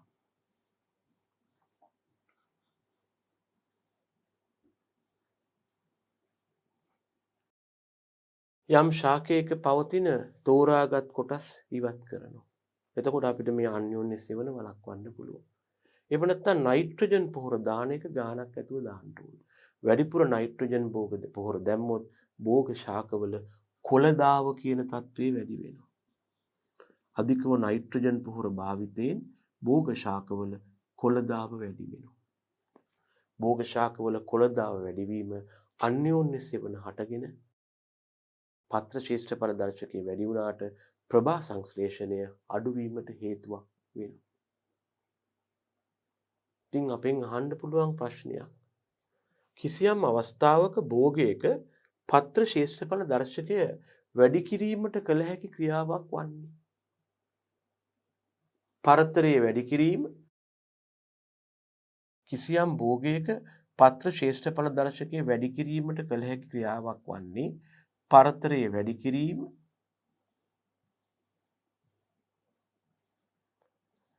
අන්‍යෝන්‍ය සෙවණ පාලනය ශාක තුනී කිරීම කප්පාදු කිරීම නයිට්‍රජන් පොහොර භාවිතය අඩු කිරීම. එතකොට කොළදාව හැදෙන එක අඩු වෙනවා කියන්නේ එතකොට තමයි පත්‍ර ශේෂ්ඨඵල දර්ශකගේ අඩු වෙන්නේ. උත්තර අංකය 5. හොඳයි. ඉතින් දරුවනේ මෙන්න මේ විදිහට අපිට අවශ්‍ය වෙනවා පත්‍ර ශේෂ්ඨඵල දර්ශකය මනින්න ගියාම ශාකවල පත්‍ර වර්ගඵලය මැනගන්න. දැන් කොහොමද අපි පත්‍ර වර්ගඵලය මනින්නේ? ඔතනයි පොඩි ගැටලුවක් හිටින්නේ. පත්‍ර ශේෂ්ඨඵලය මැනීමේ ක්‍රම. මේ භෝග වර්ධනක මිනුම් ගණනය කිරීමේදී පත්‍ර ශේෂ්ඨඵලය වැදගත් වෙනවා. ඒ කියන්නේ අපිට දැන් අපේ මට්ටමට අපි කතා කළා ලීෆ් ඒරියා ඉන්ඩෙක්ස් එක හෙවත් පත්‍ර ශේෂ්ඨඵල දර්ශකය. තව මිනුම් තියෙනවා නම් මෙතන. එතකොට අපිට අවශ්‍ය වෙලා තියෙන මේ පත්‍ර ශේෂ්ඨඵල දර්ශකයේ මනින්න ගියාම උනත් පත්‍රවල වර්ගඵලය මැනගන්න වෙනවා. දැන් මෙන්න මෙතෙන්දී මේ පත්‍ර විවිධ හැඩයන් දැරීම නිසා පත්‍ර වර්ගඵලයේ එක එල්ලේම මනින්න බෑ. දැන් හිතන්නකෝ මෙහෙම පත්‍ර තිබ්බනම් මෙන්න මෙහෙම වෘත්තාකාරව අපිට පුළුවන් ආපයි ආර් වර්ගය. චතුරස්‍රාකාරව තිබ්බනම් දිග වැඩි කිරීම පළල. ත්‍රිකෝණාකාරව තිබ්බනම් භාගයේ ආධාරකයේ ලම්බ උස කියලා කෙලිය හැකි. වෙලා තියෙන්නේ මොකක්ද? පත්‍ර එහෙම නෑනේ ළමයෝ. පත්‍රවල තියෙන මේ වගේ මේ ජ්‍යාමිතික හැඩ විතරක්ද? නෑනේ මෙන්න මෙහෙම පත්‍ර තියෙනවා. ඉතින් මේක මොන හැඩයක්ද ළමයෝ? මේක මොන හැඩයක්ද? එහෙම නැත්නම් මේක මොන හැඩයක්ද? දිල් කොළ වාගේ. ඉතින් ඒ නිසා ළමයෝ මේ ජ්‍යාමිතික ආකාරයට සමීකරණ භාවිතා කරලා සරලව පත්‍ර වර්ගඵලය මැනගන්න බෑ. මේ නිසා අපි පත්‍ර වර්ගඵලය මැනීමට ක්‍රම යොදා ගන්නවා. මේ සඳහා යොදා ගන්නා ප්‍රධාන ක්‍රම දෙකක් තියෙනවා. එකකට අපි කියනවා සම්මත භාවිතය කියලා. අනිකට කියනවා පත්‍ර ශ්‍රේෂ්ඨඵලයේ මනින මීටර් භාවිතය. හැබැයි මීටර් භාවිතය කිව්වට මෙතන අපි භාවිතා කරන්නේ 1 මීටරයක් විතරයි. ඒ නිසා මීටර මගින් හා වෙනත් කියලා අපි ගමු මෙතන. තනිකර මීටරයක් මගින්ම විතරක් නෙමෙයි මනින්නේ. දැන් එතකොට ඔය වෙනත් කියලා තියෙන හන්ද මට මේකට ක්‍රම තුනක් යෝජනා කරන්න පුළුවන්. පළවෙනි එක තමයි මීටරයක් පාවිච්චි කරනවා ප්ලැනිමීටර් කියලා. අන්න මීටරයක්.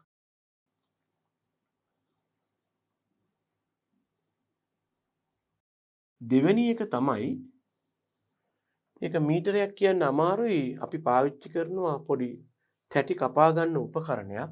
ඒ නිසා මේකට අපි කියනවා තැටි ක්‍රමය හෙවත් ඩිස්ක් මෙතඩ් කියලා. තුන්වෙනි එකක් තියෙනවා ග්‍රිඩ් මෙතඩ් හෙවත් කොටු ක්‍රමය කියලා. මෙන්න මේ වගේ ක්‍රම වලින් තමයි අපි පත්‍ර වර්ගඵලය මනින්නේ. ඒ නිසා යොදා ගන්නා ක්‍රම ප්‍රධාන ආකාර දෙකකට බෙදෙනවා පත්‍ර වර්ගඵලය බෙදන්න. සම්මත භාවිතා කරනවා පත්‍ර ශ්‍රේෂ්ඨඵලය මනින මීටර් මගින් හා වෙනත් ක්‍රම. අපි එහෙම හරි ගස්ස ගමු මෙතන. මොකද ඒක මීටර්ම කියලා කියන්නේ අපි ඒක හොඳ මදි මීටර්ම කිව්වොත් එහෙම. ඒ පාටින්ම ගමුකෝ. මීටර් මගින් හා වෙනත් ක්‍රම. මේකට මීටරයක්ම කියන්න බෑ ළමයි අපිට තැටි කැපුව පළියට මෙහෙම මීටරයක් කියන්න බෑ.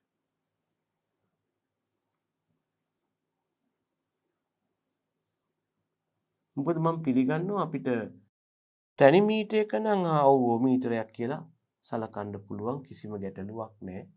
නමුත් මේ දෙක එහෙම මීටර්ස්ම කියන්න බෑ. හරි. එහෙනම් අපි ඉස්සෙල්ලම බලමු ළමයි මොකද්ද මේ සම්මත භාවිතය කියන්නේ කියලා. by standards කියලා තියෙනවා. පත්‍ර ශ්‍රේෂ්ඨඵලයේ දක්වන විවිධ හැඩයෙන් යුත් සම්මත ලෙසගෙන ඒ සමග වර්ගඵලයේ මැනීමට අවශ්‍ය පත්‍ර සැසඳීමෙන් කරන ලැබෙනවා. මෙහිදී භෝග වල විවිධ පත්‍රයන්ගේ හැඩයට දල වශයෙන් සමාන වන වෙන වෙනම කඩදාසි හෝ කාඩ්බෝඩ් හෝ සමානලාට තහඩු වලින් හදාගත් සම්මත තියෙනවා ළමයි. දැන් මෙන්න මේකයි ඕක දැන් තේරෙන්නේ නැතුවද මම මේක අහන්නකො කියනවා ළමයෝ. මේක ලංකාවේ එච්චර බහුලව යොදා ගන්න ක්‍රමයක් නෙමෙයි. මේක යොදා ගන්න ඔය ශාක කායික විද්‍යා ලැබ් වල තියෙනවා ළමයෝ එක එක භෝග මේකයි භෝගේ අපි හිතමු මිරිස් නැත්තම් කව්පි සෝයා බෝන්ටි ආදී වශයෙන් ඒගොල්ල ගාව තියෙනවා එක එක පත්‍රවල ප්‍රමාණයට හරි ගස්සගත්ත ආකෘති. ඒවත් තහඩු වලින් එහෙම නැත්තම් කඩදාසි වලින් හරි කපාගත්ත ෂේප්ස් තියෙනවා. මේවට කියනවා අපි ස්ටෑන්ඩඩ්ස් කියලා. ඒගොල්ල පර්යේෂණ පවත්වලා මේ විදිහට මේම දැන් හැඩයක් තියෙනවා.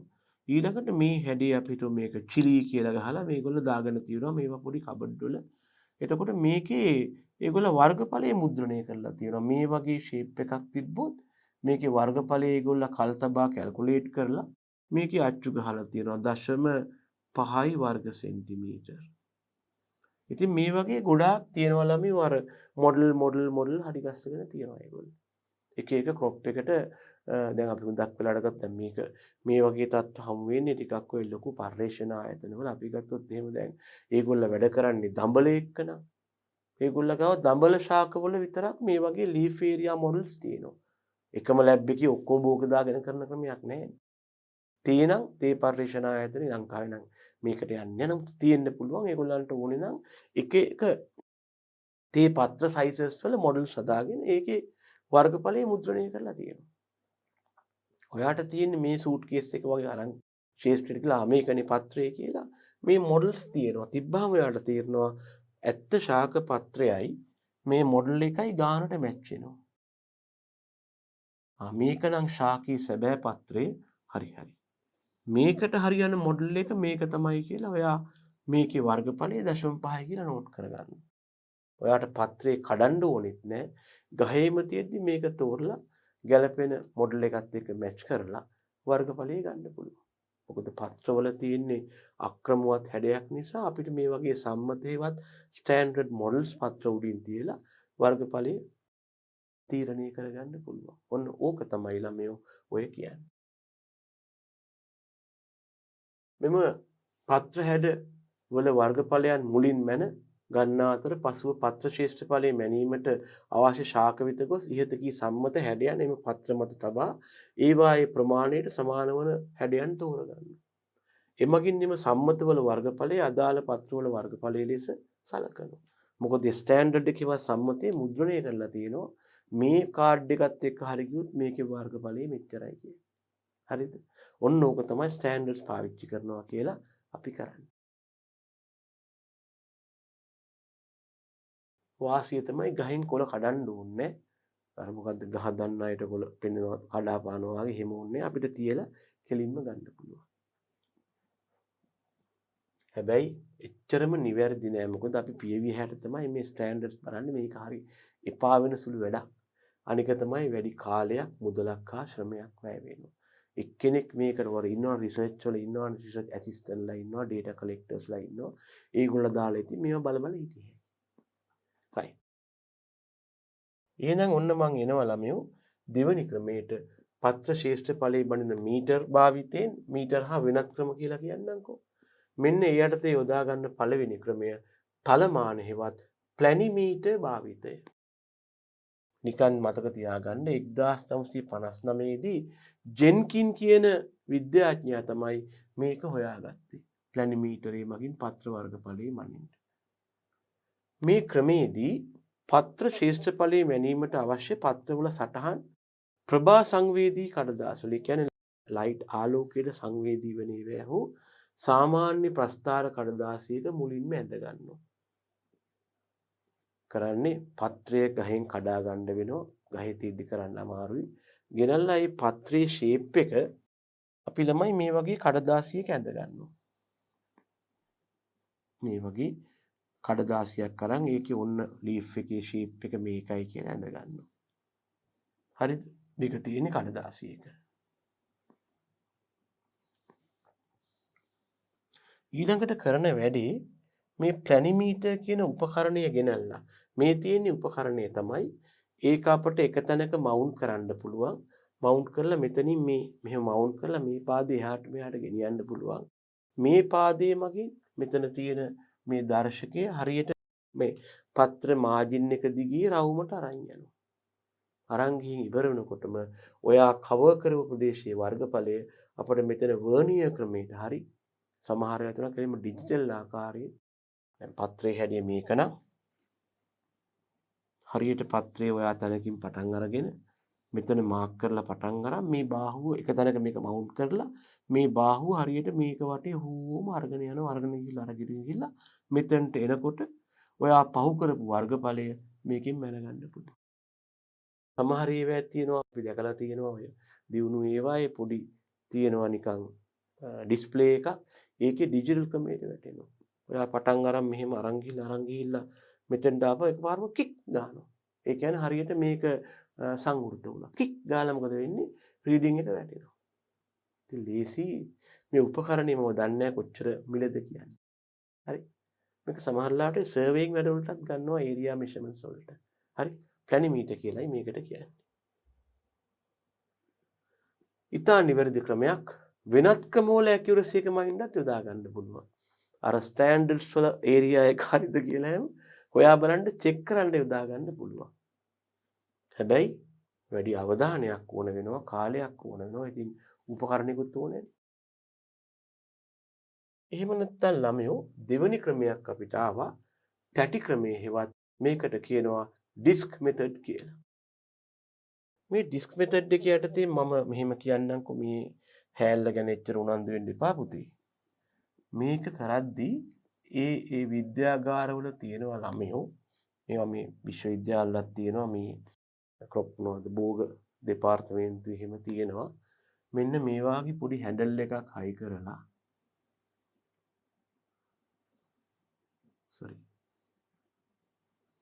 මෙන්න මේ වාගේ පොඩි බම්බුවක් වගේ එකක් තියෙනවා. මෙන්න මෙහෙම එකක් තියෙනවා. මේ ධාරය කැපෙනවා. මේක කැපෙන සුළු ධාරයක්.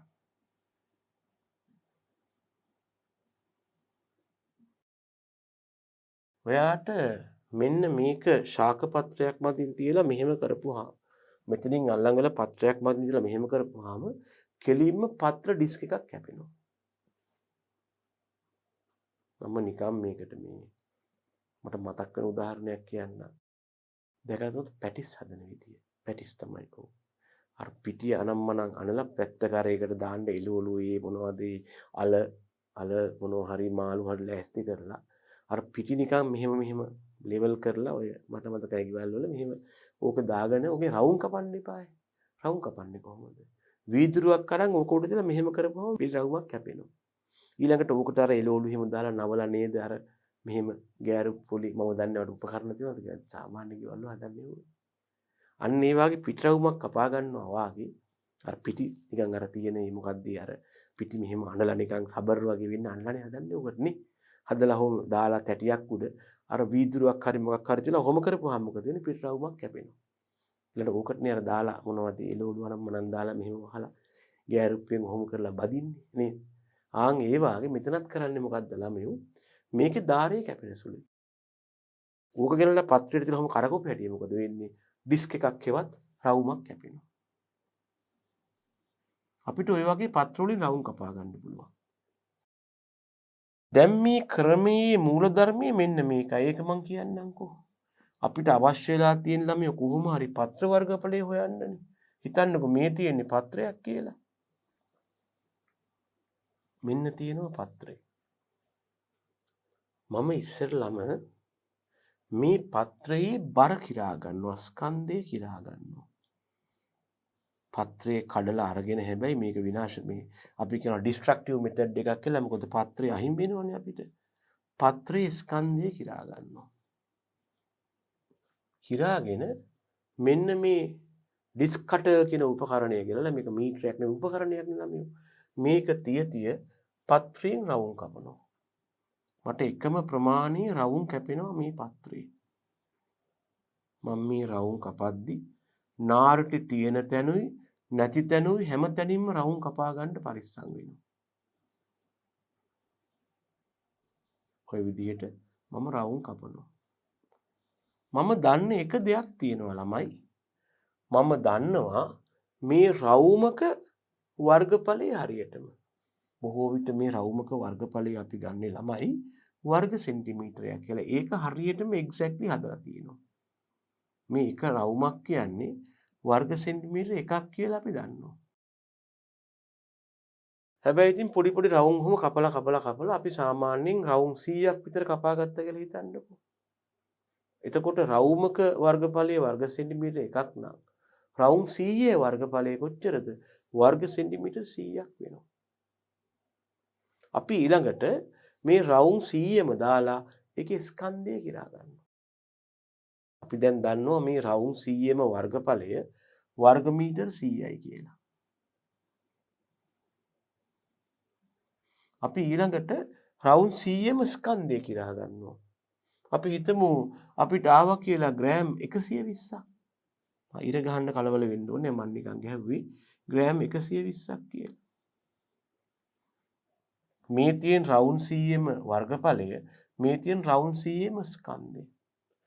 රවුම් 100 වර්ගඵලය රවුම් 100 ස්කන්ධයෙන් බෙදපුවාම මට ලැබෙනවා නේද ළමයෝ පත්‍රයේ 1 ග්‍රෑම් එකක් මගින් නියෝජනය කරන වර්ගඵලය.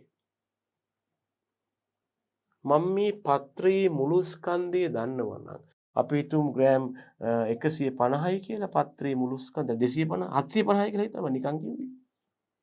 පත්‍රයේ මුළු ස්කන්ධයේ ග්‍රෑම් 750ක් නම් මම එක ග්‍රෑම්යක ස්කන්ධය තමයි මේ හොයලා තියෙන්නේ.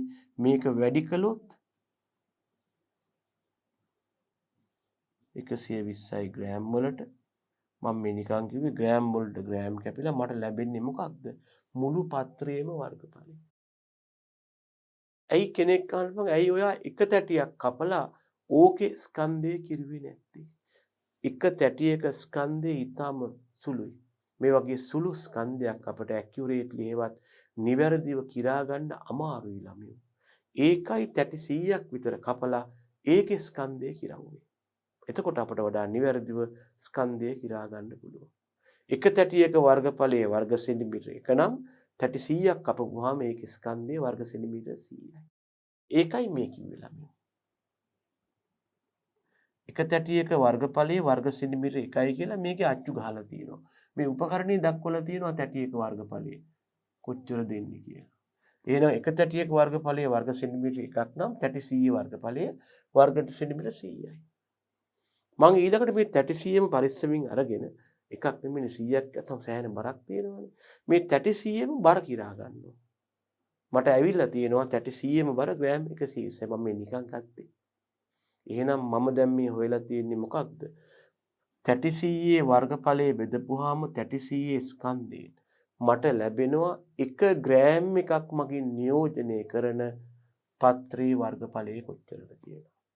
1 ග්‍රෑම් එකක් නියෝජනය කරන පත්‍රයේ වර්ගඵලය මෙච්චර නම් මං කලින් මුළු පත්‍රයේම වර්ගඵලය මැනගත්ත හන්දා මං කලින් මුළු පත්‍රයේම ස්කන්ධය මැනගත්ත හන්දා මුළු පත්‍රයේම ස්කන්ධය මෙන්න මේ අගින් වැඩි කරපුවාම මට ලැබෙනවා පත්‍රයේ වර්ගඵලය. ඕක තමයි ඔය කරලා තියෙන්නේ.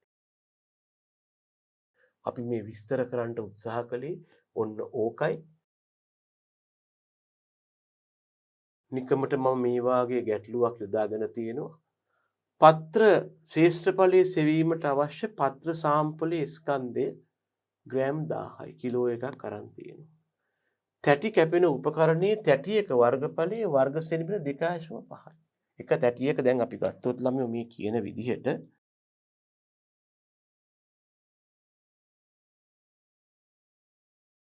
මෙයා ගත්තලු පත්‍රයක්. පත්‍ර ගොඩක් ගත්තලු. එක පත්‍රයක් නෙමෙයි ගහේම පත්‍ර ගත්තාම මේ පත්‍රවල ස්කන්ධය එයාට ආවලු ග්‍රෑම් 1000ක් කියලා. එයා පත්‍ර අරගෙන ග්‍රෑම් 1000ක් දක්වා හදාගත්තා. ඊළඟට එයා මෙහෙම තැටියක් කපා ගත්තලු. එයාට ආවලු එක තැටියක ස්කන්ධය ළමයි කොච්චරක්ද මේ කියන විදිහට.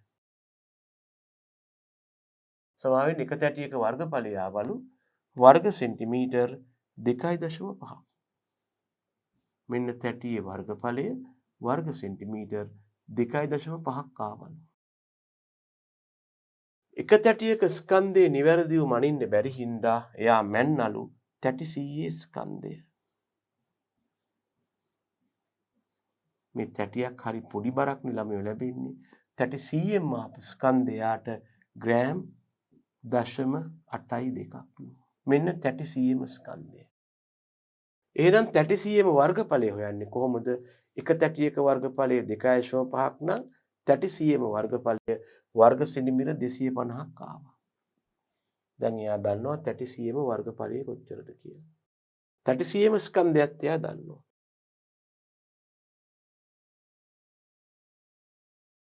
දැන් එයා මොකද කරලා තියෙන්නේ? මේ එක ග්‍රෑම් එක තැටි ග්‍රෑම් මෙතන තියෙන්නේ ග්‍රෑම් මෙතන තියෙන්නේ වර්ග සෙන්ටිමීටර. තැටි වර්ග සෙන්ටිමීටර 250යිම ස්කන්ධයේ ග්‍රෑම් 0.82යි නම් එක තැටි ග්‍රෑම් වර්ගඵලය තමයි මේ හොයලා තියෙන්නේ. එක තැටි ග්‍රෑම් වර්ගඵලය මෙච්චර නම් එයා ගත්ත පත්‍ර තුගේ ස්කන්ධය ග්‍රෑම් 1000ක් නම් ඒ සම්පූර්ණ පත්‍ර තුගේ ස්කන්ධයේ වර්ගඵලය හොයන්න යා මොකද කරලා තියෙන්නේ? 250.82කින් බෙදලා ඒක 1000න් වැඩි කරනවා. එයාට ලැබෙනවා එතකොට මේ පත්‍ර තුගේ වර්ගඵලය වර්ග සෙන්ටිමීටර 31250 කියලා. ඒකයි මේ කරලා තියෙන්නේ. තනි තැටියක බර කිරන්න බැරි හින්දා තැටි 100ක බර කිරලා තියෙනවා. එතකොට තමයි යාට ග්‍රෑම් 0.82ක් ලැබුණේ. එයා තැටි 100ක් ගත්තා. එක තැටියක වර්ගඵලයේ වර්ග සෙන්ටිමීටර් 2.5ක් නම් තැටි 100 වර්ගඵලය වර්ග සෙන්ටිමීටර් 250යි. එහෙනම් මේ එයා 250යි වර්ග සෙන්ටිමීටර් 0.82යි ග්‍රෑම් වලින් බෙදලා හොයාගෙන තියෙන්නේ මේ පත්‍රයේ ග්‍රෑම් එකක් මගින් නියෝජනය කරන වර්ගඵලය. පත්‍ර ග්‍රෑම් 0.82ක් මගින් නියෝජනය කරන වර්ගඵලය වර්ග සෙන්ටිමීටර් 250ක් නම් එක පත්‍ර ග්‍රෑම් එකක් මගින් නියෝජනය කරන වර්ගඵලය තමයි මේ හොයලා තියෙන්නේ. පත්‍ර තොගේ ස්කන්ධය එක ග්‍රෑම් එකක්ද? නෑ, ග්‍රෑම් 1000ක් හන්දා මේ අගය මේ 250 බෙදීම 0.82යි අගය කියන අගය එයා වැඩි කරලා තියෙනවා 1000. එතකොට එයාට ලැබෙනවා 31250ක් පත්‍ර තොගේ වර්ග. මොනෝකට අපි කියනවා ළමයෝ තැටි ක්‍රමය කියලා.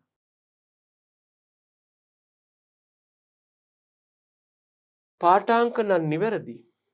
හැබැයි අර පත්‍ර නාරටි වල ස්කන්ධය එහා මෙහා වෙන්න පුළුවන්. අපි ඒක වළක්වන්න නාරටි තියෙනවත් ගන්නවා. ඒ වගේම කැපුම් අග්‍රවලින් යුෂ පිටතට ගලා ගියාම ස්කන්ධේ මනිනකොට දෝෂ ඇති වෙනවා. ඒ යුෂ ගලාගෙන ගිහිල්ලා ස්කන්ධය අඩු වෙනවනේ ළමයි. ඊළඟට සරල ක්‍රමයක් තියෙනවා. මෙතෙන්දී අපි කරන්නේ මේ ක්‍රමය මම දිගට විස්තර කරන්නේ මේක ප්‍රැක්ටිකල් එකක් වශයෙන් පාසල් වල කිරිය යුතුයි. මේකට අපි කියනවා ග්‍රිඩ් මෙතඩ් හෙවත් කොටු ක්‍රමය කියලා.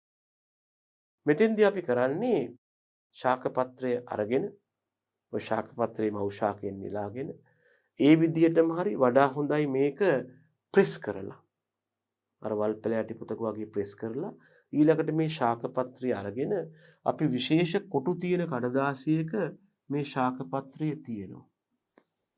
තියලා මේ කොටු සහිත කඩදාසියේ ශාක පත්‍රයේ හැඩය මෙන්න මෙහෙම ඇඳ ගන්නවා. මේක දැන් කොටු කොටු ගහලා තියෙනවා. හරිද? මේ කොටු සහිත කඩදාසියේ ශාක පත්‍රයේ හැඩය අපි ඇඳ ගන්නවා. ඇඳගත්තට පස්සේ අපි කරන්නේ මොකක්ද? මේ ශාක පත්‍රයේ මගින් ආවරණය වන කොටු ගාන ගණන් කරනවා. එතකොට අපි එක එක් විදිහට ගත්තා. බොහොම සරලව කියනවා නම් සම්පූර්ණ කොටුවක් අපි මේ කොටු වල වර්ගඵලය දන්නවා. සම්පූර්ණ කොටු ගාන ගන්නවා. ඊළඟට භාගයට වඩා අඩු කොටු ගාන ගන්නවා. භාගයට වඩා වැඩි කොටු ගාන ගන්නවා. අරගෙන අපිට ඒවා එකතු කරලා අපි සම්පූර්ණ කොටුවක් කොටුවයි කියලා කියනවා. භාගයට වඩා වැඩි කොටු අපිට තවත් ඕනනම් කඩ දෙහැකි. භාගය 3 කාල 3 කාලට වැඩි ඒවා. ඒ වගේම භාගයට අඩු ඒවා. භාගයට එතන භාගයයි කාලයි අතර කාලට අඩු ආදී වශයෙන් කඩාගත්ත හැකි. කඩලා අපි භාගේ 3 කාල අතර කොටුවක් භාගේ වශයෙන් ගන්නවා. 3 කාල සම්පූර්ණ කොටුව එකක් කොටුවක් වශයෙන් ගන්නවා. භාගය කාල අතර කොටුවක් අපිට පුළුවන් කාල කියලා ගන්න. කාලට අඩු කොටුවක් තුනක් නොසලකා හරින්න පුළුවන්. එහෙම කරපුවම අපට අවසානයේදී පත්‍රයේ වර්ගඵලය ගන්න පුළුවන්. අපි කඩා ගන්නවා එතන. සම්පූර්ණ කොටුවයි 3 කාලයි අතර කොටු 3 කාලයි භාගයයි අතර කොටු භාගයයි කාලයි අතර කොටු කාලට අඩු කොටු. සම්පූර්ණ කොටුවම කියලා ගන්නවා. භාගයයි 3 කාලයි අතර භාගය කියලා ගන්නවා. 3 කාලයි 1යි අතර කොටුව කියලා ගන්නවා. භාගයේ කාලයි අතර කාල කියලා ගන්නවා. කාලට අඩු නම් නිග්ලෙක්ට් කරනවා. එහෙම නැත්නම් අපිට වෙනත් රූටින් එකක් ගන්න පුළුවන්. අපි ගන්න ක්‍රමය මේකයි කියලා. ඕනනම් කරලා බලන්න ලොකු වෙනසක් වෙන්නේ නැහැ කොහොම ගත්තා. අන්න ඒකට අපි කියනවා ළමයි ග්‍රිඩ් මෙතඩ් හෙවත් කොටු ක්‍රමය කියලා. සරල හා පහසුය. හැබැයි නිවැරදිතාවයේ ටිකක් අඩුයි. අපි ඉතින් කොටු ගණන් කරලානේ තියෙන්නේ. හොඳයි. එහෙමනම් දරුවනේ අපි අද මේ කතා කළේ භෝග කායික විද්‍යාව යටතේ අපට හමු වන අවසාන ඒකකය මොකක්ද අපි මේකට කිව්වේ ශාක වර්ධන විශ්ලේෂණය. නැත්නම් මේ යටතේ අපි කළේ ශාකවල වර්ධනය පිළිබඳව කතා කරන එක. යම් ශාකයක අප්‍රත්‍යාවර්තී ලෙස වියලි ස්කන්ධය වැඩි වුණා සෛල වර්ධනය හා ගුණණය මගින් ඒවායේ ප්‍රමාණය හා පරිමාව වැඩි වෙලා මේක තමයි ශාකයක වර්ධනය කියලා අපි කියන්නේ. මේ ශාකයක වර්ධනය මැනීමට අපි වර්ධක පාරාමිතින් වශයෙන් වියලි ස්කන්ධය, පත්‍ර වර්ගඵලය, පත්‍ර සංඛ්‍යාව, අතු සංඛ්‍යාව, පරිධිය ප්‍රමාණය, ශාකයේ උස වැනි විවිධ පාරාමිතින් යොදාගත්තා. ඒ කළා අපිට ශාකයේ වර්ධනය දක්වන්න පුළුවන් වුණා. අපි කිව්වා දර්ශීය ශාකයක හමුවන්නේ සිග්මාකාර වර්ධනය. වර්ධන ශීඝ්‍රතාව මේ වගේ ප්‍රස්ථාරය. හැබැයි ශාකයේ සෑම කොටසක්ම සිග්මාකාර වර්ධනයක් දක්වන්නේ නැහැ. ශාකවල වර්ධනය සමීකරණ මගින් දැක්වීමේදී භෝග වර්ධන වේගය නැත්නම් crop growth rate එක හා පත්‍ර ශේෂ්ඨඵල දර්ශක හේවත් leaf area index කියන සංකල්පය ආවා. මේ පත්‍ර ශේෂ්ඨඵල දර්ශකය හොයන්න ගියාම අපිට leaf area එකේවත් පත්‍ර වර්ගඵලය හොයන්න වුණා. ඒ සඳහා යොදාගත් ක්‍රම දෙකක් තිබුණා. එකක් තමයි සම්මත භාවිතයෙන්, අනික තමයි මීටර් හා වෙනත් ක්‍රම. සම්මත භාවිතය යටතේ කලේ අර දීපු ෂේප් එක පත්‍ර ගලපලා හැඩ හැදගත්තා. මීටර යටතේ පාවිච්චි කළා පැණි මීටරයක, වෙනත් ක්‍රම යටතේ තැටි ක්‍රමේ හා කොටු ක්‍රමේ භාවිතා කළා. ඔය ටික තමයි අපි අද පාඩම මගින් ආවරණය කළේ. එහෙනම් අපි අදට පුතේ පාඩම නවත්තනවා. මෙබඳුම පාඩමක් මගින් ඔබ හා යලිත් හමු වන බලාපොරොත්තු වෙමින් මම සමුගන්නවා. එහෙනම් ආයුබෝවන්.